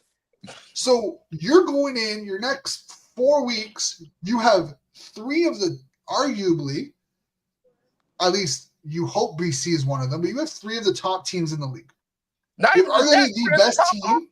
You have the best team this week, and you have 2 of the best teams in the West. Like, you need to come out. You have to go 3-3. There's no way you go into week 7 with under being 3-3 and expect Fajardo not to come out, because you come out playing Saskatchewan. Like, you come out with the Rough Riders the following week at Dog Walk Road in Saskatchewan. Like, you are going to Saskatchewan. There's no way you put Ford in there if you're 1-6 or 1-5 or whatever. Like, you have to have a positive 500 record at the bare minimum, because you cannot miss the playoffs this year. No, that's just not acceptable this year. Hold on, Cole, my dog. We are on this show. We are the biggest Trey supporter fans, right? Yes, sir. Why is Trey so predictable? I think that's like, I think because if you do go back to Waterloo as well, he was the same quarterback that he is now. I feel like where like, and like it comes back to development in Canada, coach. Where like I'm sure it's not. I'm sure. I know it's a lot different in terms of like the grassroots of football. Taylor Elgersma. Taylor Elgersma would be like, he would be the exception though, right? Like that we're like Curtis Rohr. No, but like the States is night and day ahead of us, like in terms of development. You can't compare youth sports night and day. Like just because we have like 4 or 5 now, they have hundreds. Yes. So fair enough, go on. It's just like the development side of Trey Ford. If you go back and not that I was a big Waterloo guy, not gonna lie and say I was watching Waterloo games, but if you go back and watch his university highlights, it's a lot of the same thing. One read stuff. If the one read isn't there, he's scrambling. He had obviously a good deep ball because at that point, he's the best athlete. He's the best quarterback in the country.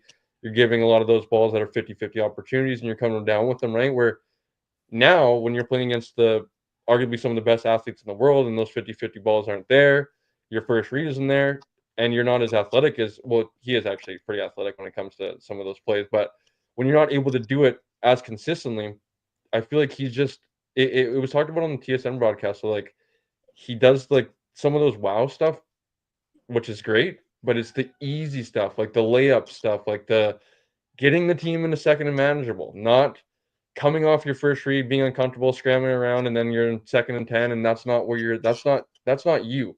You need to make sure that you're in a comfortable situation so that you're able to help your team. Where I feel like he just doesn't, like he hasn't learned, and like it comes back to development as well, right? Like as I said, of like the OTAs things, and like if he's able to say that MBT's the guy, right, and like his arms hurting, and then like I said about a guy like Stanley Bryan who doesn't need to prove anything in say March.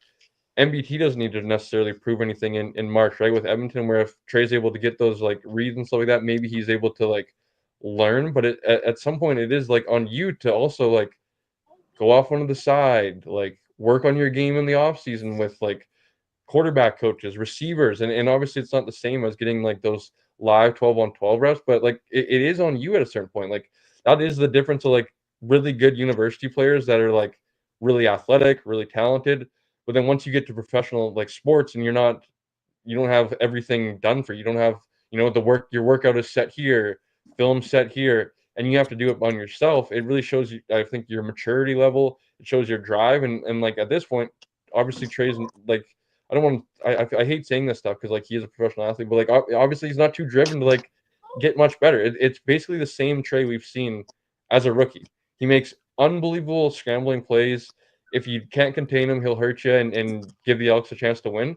If you contain him and keep him in the pocket, he's not a very good quarterback right now. Like, just to be completely honest, he can't win from within the pocket, which I think is the biggest thing, especially in the CFL where it's a passing league and you can't just get away with scrambling all over the field. Like at some point you do just need to get better. And I don't know what it is about like it's like not there. It doesn't click for him to the next level of Trey Ford. But I don't know. Like Coach said, still a big supporter of Trey. Still hoping that he's able to find something throughout the rest of the season because it is only week number one, or it was only one game. So, but it's just like the same shit, different day, almost like we do this. But we've done this for a year. Every time we get to the picks, we go on this soliloquy of Trey fucking Ford. Yep. Every week we do this. We it's gonna take Trey leaving Edmonton to become a motherfucking star. And I'm at that point.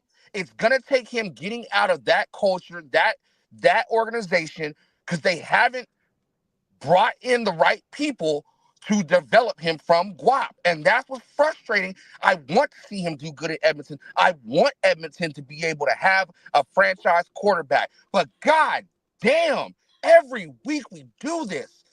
Do the thing, Coach. Pick Edmonton. Pick him. No. Montreal win.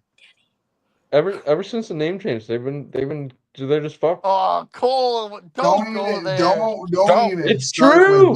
Wait, no. Next game. What did he say? I said since the name change, they're cursed. No, stop. Oh, stop. No. Stop it. Stop. No. Let's not go down that rabbit hole. No. Stop Next it. game. But I will say that there have been better U Sports quarterbacks than Trey that have not been given a shot in the CFL. Yep. But Trey has the cachet. Trey has the mobility. Yeah. He has the flashy plays.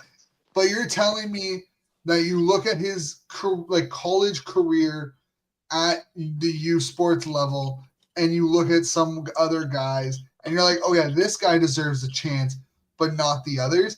I don't know. I feel like his athleticism makes him the difference maker, but he has not grown as a quarterback. Right. This is the same conversation that people had, and I'll use him because he's the most comparable right now, is Lamar Jackson. He had all this athleticism. He had all this, pure skill, but could he develop as a quarterback? And people were like, I don't know. And he has. And Lamar has developed into one of the best quarterbacks in the league right now in the NFL. Same thing. But Trey hasn't. But I mean, they say the same thing about Josh Allen, and Josh Allen, I might make jokes about Buffalo and all that, but Josh Allen can stand in the motherfucking pocket and throw. He runs when it's necessary. That's the difference. Trey runs because he ain't reading the defense. Well, that's what I'm saying, though, is that, like, Lamar has developed as a passer. He's But Lamar's developed as a quarterback. that. Lamar is Trey hasn't done it. Right. Trey hasn't developed into a passer. He hasn't developed into a quarterback. He is still very much the same first read, maybe second read, pull it and run type player that he was coming out of Waterloo. And I don't know how long of a leash. Yeah, you signed him to 3 years. Great. Good job. You did that so he would stay in Edmonton. Realistically, you probably didn't have to because no other team was going to give him a starting role. I don't know how long of a leash you can give this guy. The leash is choking. The leash is choking him now. Enough on the Elks. They don't even deserve this much time. They're such a waste. I feel like if Trey Ford is just running out of real estate. Like his path is, if he doesn't, it's shit or get off the pot time for Trey Ford. Yep. How many times have we said that over the last year? When your coach gets fired, you get your clock resets. Fuck that. But it's true. The minute your coach gets fired, your clock resets. He should get 2 weeks. That's it. You have a special team. No. You have a special team coordinator as the head coach. We ain't, nobody has said that. You have a special. You have. That's why you have OCs. That's why you literally have an offensive coordinator. Your offensive coordinator should be running your offense. Your head coach should not be responsible for running your offense. If your OC can't run an offense, and fire your OC. It's that simple. Shit. If your OC is not the right person for the job, get another guy who can. Next. Don't go down with your OC because you don't want to fire your OC for not doing your job. Next. But your next game is Saskatchewan-Toronto. This should be a clean sweep with Saskatchewan. Just the green. Run again. Same situation. Go into Toronto, smack some heads around, and get ready to be at home against BC in week 4. Can I go Toronto Grey Cup Arbuckle? No, I'm just kidding. Fuck you, Blake. Yeah, not funny. I think this is a situation where Toronto just can't overcome. Arbuckle can have a legendary game. He can throw for like 600 yards. I still don't think it's going to be enough to overcome the injuries that Toronto has. I think to be more fair to Toronto too, because I feel like I'm the biggest hater of the Argos right now. I feel like we aren't going to get a true picture of how they're going to look until Chad Kelly's back. Just to be completely honest, of like if he can play to the level that he has. That was exactly the case last year, though. The 9-game suspension, they were 5-4. All of a sudden, he comes back and they lost twice the rest of the year. I said it at the beginning of the year. If they can tread water until Kelly comes back, they'll be a back. Yeah. So, but I think Saskatchewan goes in there and knocks heads. Yeah. But I think so. We can make this quick. What, Coach? I said, "Damn, Mike Vick yelling at the dog." No, yelling at the cat. That's even worse. You yelling at the pussy? God damn. That's not worse. Hey, he'll talk to you. I ain't beating him. I threw a little gummy at him. Oh, so you're not very right. Gosh. But I don't think we have to spend much time on this game, though. I think the Riders should win, and they should win handily. All right, so we're going into the first Saturday night game, or Saturday afternoon game, I guess. Ottawa going to Calgary. I'm going to go out there and say it. I still have Ottawa winning. I'm picking Ottawa. Oh, God, Shane, you haven't learned your lesson yet? God damn. I'm going to ride or die with this team, but I also don't think we're going to have a legendary game, and we're going to win. Not at all what I was going to say. I was just going to say VA hasn't played that great. I think Begelton's injury is going to hurt them more than I think people might want to realize or refuse to admit. I think this is a very winnable game for Ottawa. And quarterback aside, I just think that the defense can actually do something. Like, as bad as they've played, they've still generated like 5 turnovers so far this season. Oh, Lord. So I think VA is prone to turnovers. I think they can cause some issues for VA, and I have Ottawa winning. I feel like the other three of us are on Calgary. I feel like. Yep. Yeah, Calgary burned me last week, so I'm not gonna get burned 2 weeks in a row. And we talked about it earlier how VA hasn't even had his best game yet, and the Stamps are still 2-0. Like the Red Blacks, until they get that defense figured out and start allowing less than 70 points in 2 games, they're not going to win many football games. I agree. Now, I will fully admit, this bit me on the ass last week when I said Chris frickin' Shevler is starting. Dustin frickin' Crum is starting. Like, like, even if Vernon Adams is a bad game, like, I feel like the Calgary defenders are... Crum back, Cole? Yeah. No, Crum mania, baby. I was never on the Crum back train, to be completely honest. He was a scrambling quarterback, and it was exciting for sure. No, because it was a rookie. He came. I think people forget that his rookie year, when he came back and beat Winnipeg, he was the 4th string quarterback heading into that year. And then they crowned him as the savior. Well, that's because fans are delusional. But it was Mazzoli, it was Tyree. Like he was a 4th string quarterback for a reason. He went into that camp. He was 22. It was his first pro. He didn't even sniff the NFL. He was 22 years old. Came in, headed into camp at rookie camp. He was the 5th quarterback on the depth chart. Made it on as the 3rd string, 4th string quarterback that year, and then it ended up having to start because the guys ahead of him got hurt. He was no near ready to start. He was nowhere near ready to even touch a football field as a backup. And yeah, so I will give defense to Crum in his first year, because everyone's like, oh, he wasn't that great his first year. He's not that great. We talk about Ford having a long leash because he didn't have great coaching. Crum literally came in as a 5th string quarterback who most people thought was going to get cut at rookie camp. Like, I feel like Crum has developed more as a passer than Ford has. I'm gonna be just straight up. After watching, I've had the luxury of watching him in person a lot over the last 4 years. He is 100% developed as a passer more than what I've seen out of Ford. I'll give him a big test. I like the little. I will say this, sprinkle a little bit on there, but I will say, hey, he is better than Taylor Cornelius as a passer. I will give him that. Oh my God, the corn dog, the guy, coach.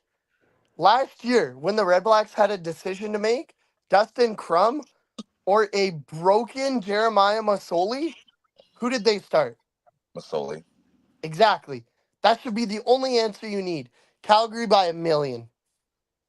Damn. I think one thing to touch on before we go that Shane did touch on that I agree with him that it will be a big difference. So I think Calgary's more set up to withstand a little bit. I think Reggie Begelton will be a big time missing piece for them.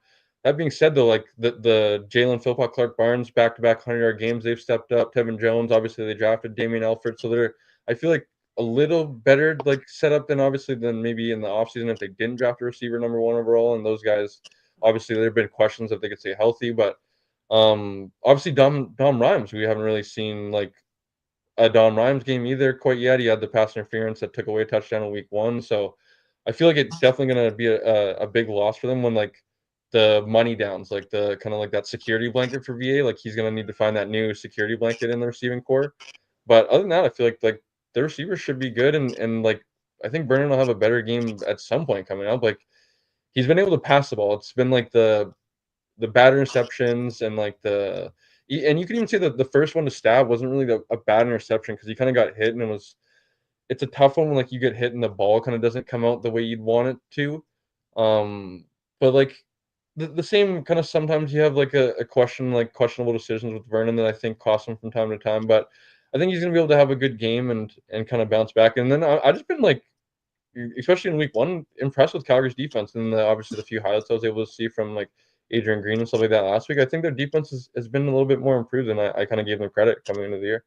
Mm-hmm. We need a Captain Obvious button for Coach or not for Coach, for Shane and Cole. Yeah, the production's gonna fall off when a team loses their number one receiver. That was easy. Mm-hmm. I'm just saying, people are acting like it's not that big of a deal for Calgary to lose Bingleton. It's I'm a just saying, huge deal. Gabe, I'm just saying, from what I've seen online, people are acting like it's not that big of a deal because they have Alfred, they have Philpott, like they have Rhymes. Like He's that's what I'm still. saying. I think I am agreeing with you, Shane. He's still the number one receiver on that team. yeah, and I think people are going to notice his absence more than they want to admit. That's all I was saying. Don't need the sarcasm. I know you're salty I know you're salty because BC has crapped the bed last week, and you need someone to take it out because no one's been able to give you a hug this week over it. Okay, and they're going to get smacked. Ask him how 0-2 is. Ask him how the B winless is. I'm fine with it. I'm used to it. I've enjoyed the last 5 years where we're fucking 3-14. Okay, I get it. I'm used to it. I'm used to the. This week is going to be boring for picks because I think we're all picking Winnipeg, aren't we? I don't know. Are you guys picking? I figured me and Coach were going to pick Winnipeg, but I wasn't sure if you guys were going to hop off BC or not. If Masoli's starting, I'm on Winnipeg for sure. Damn. Yeah, I mean, like, I don't. Man, not even standing behind your own team. God damn. Well, what do you want? What do you want us to say, Shane? There's a reason why I'm in first place. I don't pick with my heart. I pick with my brain. I'm like Shane. Oh my God! It's only been 2 weeks. Hey, you're still in first. Anyway, I mean, you're 7-1, so I'll give you that. But anyways, no, if the Lions didn't shit all themselves, I'd be undefeated right now. Yeah, well, sure woulda, coulda. Yeah.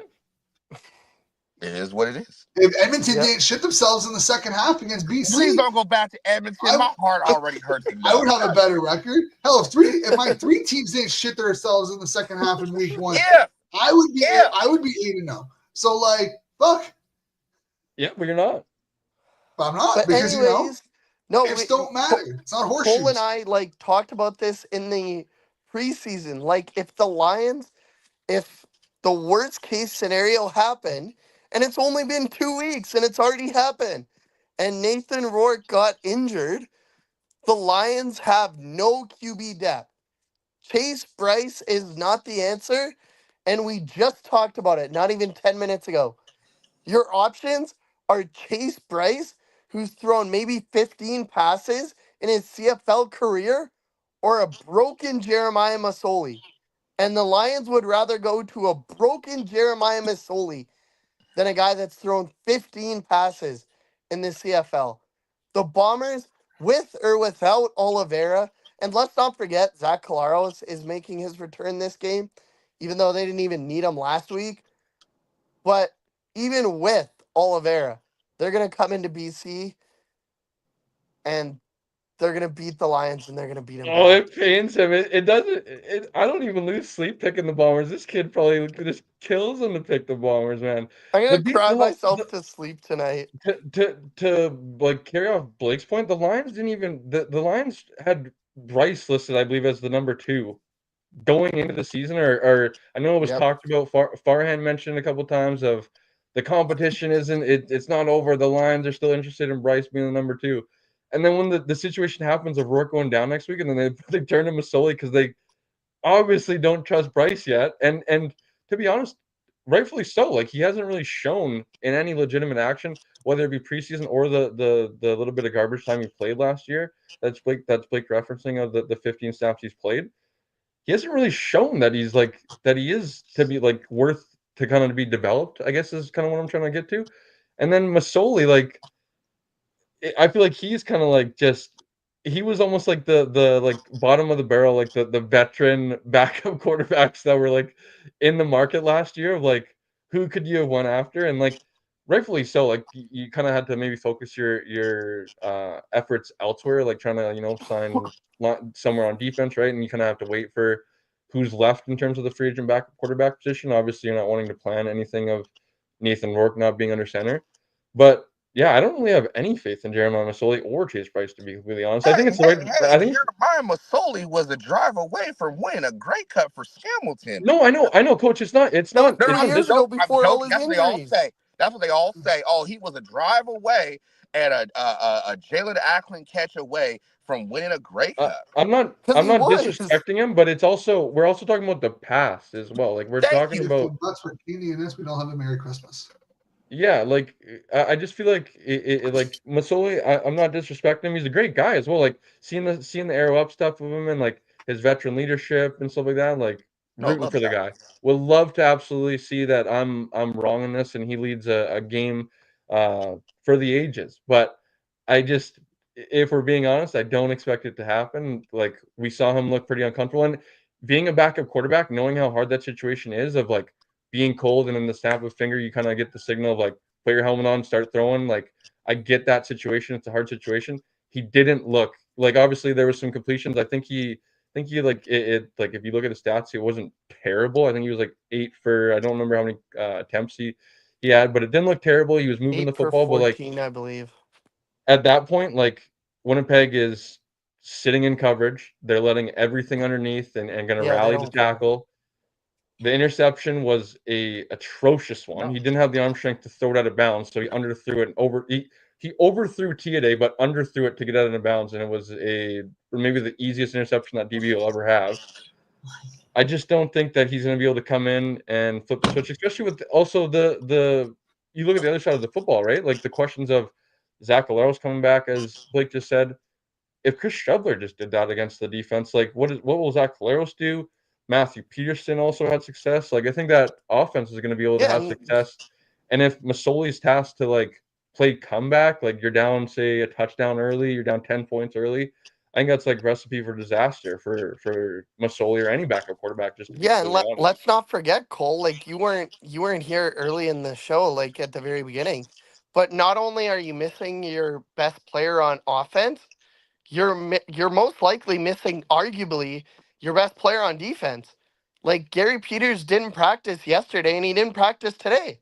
So he's probably not playing either. And when he was in last week, he got burned at least 4 or 5 times. So if that's happening to your best player on defense with Chris Strebler in the backfield, what's going to happen when the quarterback is Zach Collaros? Play action, slide, and he's gonna sling it downfield.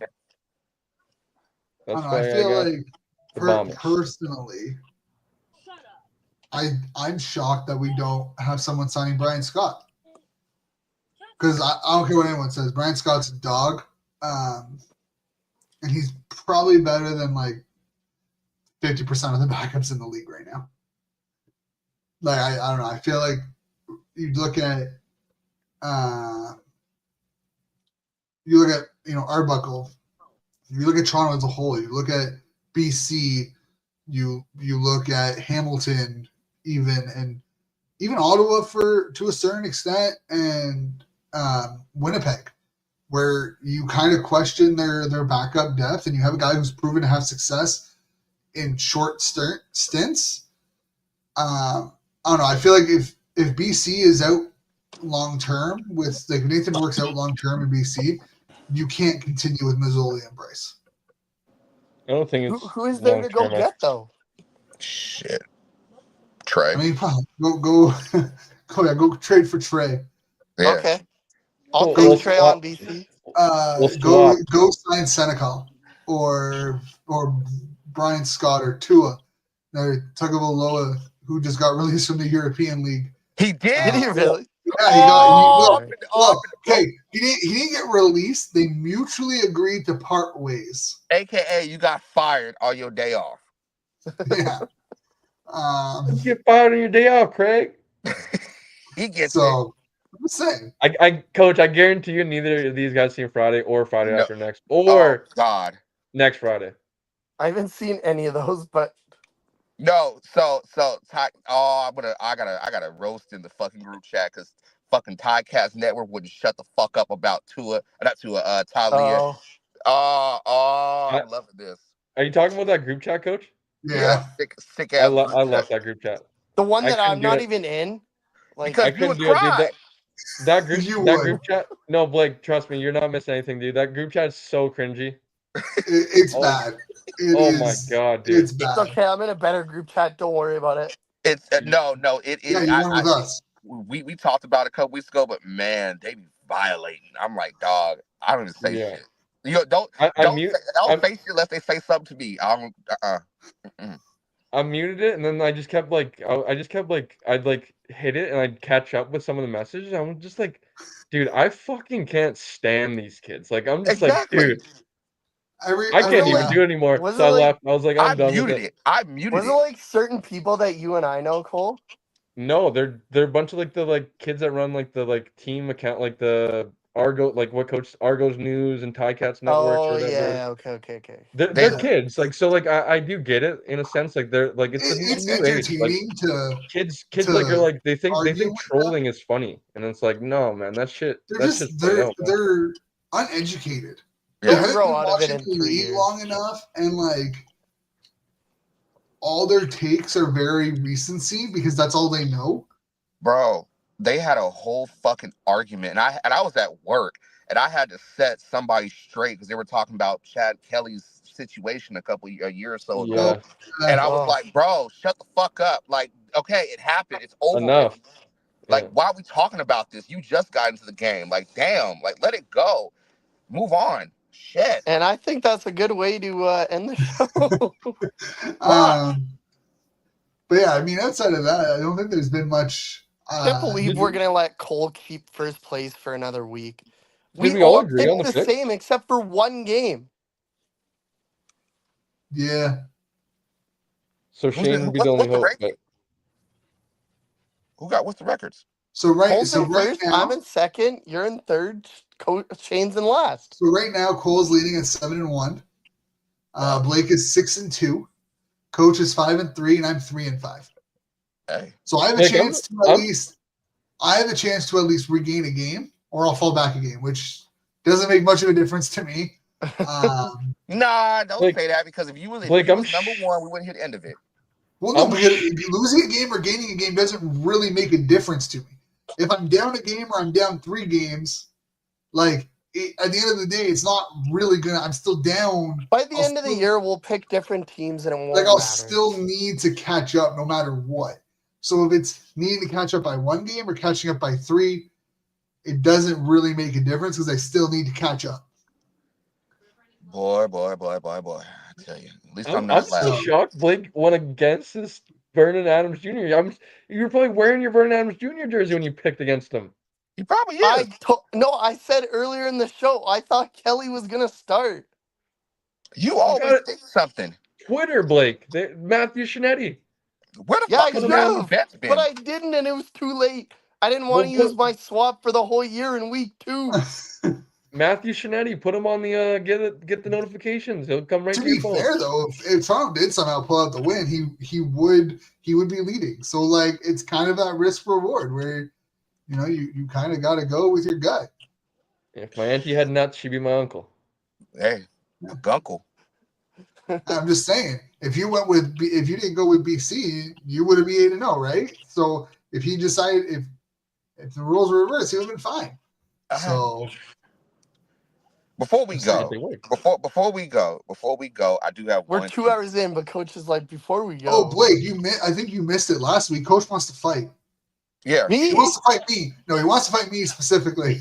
Oh, okay. Yeah. I was like, what did I do? You missed that entire conversation. He wants me and you to fight, and then Coach and Shane are going to fight. We're sparring. We all friends. It's just good spar. Yeah.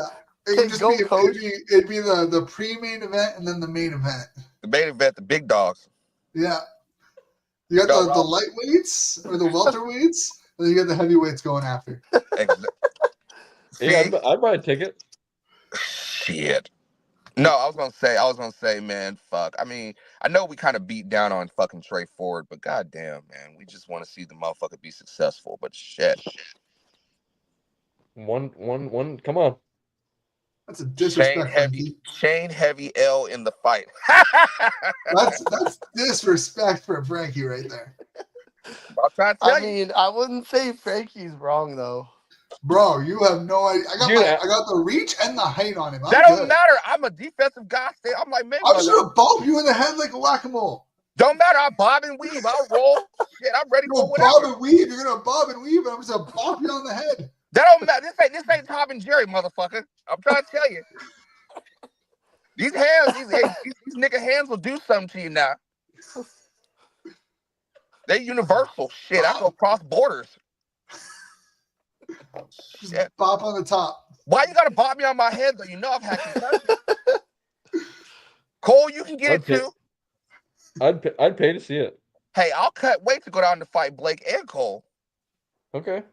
I don't want to fight you, Coach. It wouldn't end well for me. Okay, Blake, I won't fight you. You I knew Blake would say something like that. Why you gotta punk out? Because he's the sensitive he's one. a lover. He's a lover, not a fighter. That's what I fought enough in high school. You fought in high school? He's the sensitive one. He didn't win many. Yeah, man. I never said I won. I said I fight a lot. Did you win though? No. Not usually, no. Did y'all win some, lose some? No. No. Oh, all right. Well, I want to face. If after I beat Shane, I want to face Cole. That's if you're able to walk. You hit me in my knees. We fucking. It was definitely. I'm taking the gloves off. Oh, I'm not gonna hit you in the knees. That's rude. That is disrespectful. You know I got bad knees. So do I. So Shit, I ain't going after the knees, but you won't be able to stand because you're gonna be KO'd. Well, wow, that's racist. How? That is racist. He's beating a black man when he's down. God damn. I wouldn't touch you when you're down. I'm just gonna put you on the ground. That's all. Look here, you can try to put me on the ground all you want to. I'm gonna keep coming anyway. It don't fucking matter. Frankie says I need to fight Trey Ford. Yeah, that's what I want to say. Blake needs to fight Trey. Wow. That's aggressive. That's aggressive. I don't want to winner, fight Trey Ford. I just the don't winner think starts he's at quarterback anymore. Huh? The winner starts at quarterback for the Edmonton Elks. Fuck, I'll lose. I mean, I'd take that Blake deal. Center. Yeah, let's do it. Sign Blake, me up. Blake, you have no athleticism whatsoever. Yeah, trip over his own 2 feet. Trip on a shoelace. This is terrible. Blake, do you Blake, play sports? Like yes. What sports? Hockey don't count. How does hockey not count? That's a sport. Nah, please. Y'all can't even beat Americans in your own sport. Oh, what are you talking about? Time to end the show. We whooping that. We whooping you y'all. Literally won your first. You literally won. It took you 30 years. Took you 30 years to win a senior title at the international level. I don't give a shit about that. At the end of the day, 93 years. Canadians, no, the Montreal 93 Canadiens, years. Huh? First world championship in 93 years. And the world championship doesn't even count because the best players aren't there. Exactly. Y'all ain't won shit since 93 when the Canadians won. Bro, name me a team that won the Stanley Cup that wasn't majority Canadian, because it sure should. You lost to a team that ain't even got fucking snow. That's led by Canadians. Your top 3 players were Canadian. I don't give a shit. It's still in the motherfucking USA. We run comes back to Canada because they won. Y'all can get Reinhardt, Bennett, and Marchand, all Canadian. Your goalie was Russian, so that must make you feel good. The captain was Finnish. I don't give a damn if Pavel Bure came out of fucking retirement. I don't give a damn if the Dean brothers came out of retirement. Y'all ain't gonna see the cut for a while. The only American. I mean, that's true, but that's because our management is inept. So your whole Canucks fucking management is terrible. Oh yeah, let's not talk about this. The only American on that team was Tkachuk, and he's part Canadian. He's half Canadian. His mom, yeah. His mom is from Winnipeg. That's so even then, he's not really American. He's like he's half and half. So like, it's okay, boys. It's okay. 4 Nations face-off was a little appetizer. When we win the Olympic gold medal next year, and we slap the United States in the gold medal, and we take it home, it'll be settled then. The U.S. all they had was women's soccer, and we took that from them the last Olympics. So men's basketball and women's basketball, we own everybody. That's true. But SGA is coming. You can have basketball. SGA is coming. And we beat that ass. Look. When they make a heated hockey rink, black folks is going to take over hockey. A heated hockey rink? Isn't that just ball hockey? I don't care. We're going to take over. I was going to say that's ball hockey. I That's roller hockey right there. You We just gonna go take play over roller curling. hockey. Hey, Cole, we gonna take over curling too. I can see it, Coach. I don't know if that's gonna work though. A heated hockey rink or a curling rink, I think that kind of defeats the purpose of the ice rink. But if it happens, Coach, I'm right there with you. I agree. Black folks don't like cold. All I right, agree. gentlemen. I'm going to keep my mouth shut to that because that's just no. I'm not gonna go there. What? We made 2 hours. Let's go. I was just gonna say you guys also just don't like water. So how are you gonna be near water? Because our hair. Just saying, you're not near the ice. You're not near the water. How is it gonna work? Look, the last time we was in water, we didn't like that shit. So I'm just saying that last boat ride wasn't fun. Oh my Understandable. gosh. I'm just saying though, if you're in a heated hockey rink, it's gonna turn into water, and then you're screwed no matter what. I can play hockey, and I suck. That's fine. You All can right. suck and still play. It's why you got like Div 10 beer leagues. It's for the people who don't know how to play. Put me on the back line. I'll whoop some ass. Blake's got plans apparently. He's just trying to go. I don't have plans. I'm just like, the listeners have tuned out at this point. Who cares? This is the best part of the show. It's always the end of the episode banter. I'm ready to go. I'm tired. I got to celebrate Juneteenth tomorrow. A nigga holiday. So I'm going to go. Yeah, I got work in the morning, so I should probably also get going. So I gotta be up at like 6. You got to work I tomorrow? got work tomorrow too. Damn. Well, I always forget it's like 3 hours ahead too where Shane is. Plans to fight Trey Ford, I heard. Blake will get his ass whipped. Probably would, but Don't worry, Blake. I'll be in your corner, buddy. all right, sounds good. What the fuck is Cole gonna do? You'll be wiping all the blood. Nah. Cole will be like, it's time to KO. You're KO, and I'm like, no, give me one more round. Give me one more round. No mas. No mas. It'll be Rocky. Throw the damn towel. Take the dive. I mean, all right, boys. Is that another week? Another week, yeah, y'all. That's it for this episode, guys. Thank you all for staying around for the full 2 hours and listening to the full 2 hours if you're listening to this later. It was a great episode, as always. The end of episode banter is always the best part. Enjoy this week's games, and if not, that sucks for you guys. I don't know what you're going to be doing if you're not enjoying some quality summer football. And don't forget to hit out. Happy summer solstice. What the fuck is summer solstice? That's on Friday. Huh? The longest day of the year.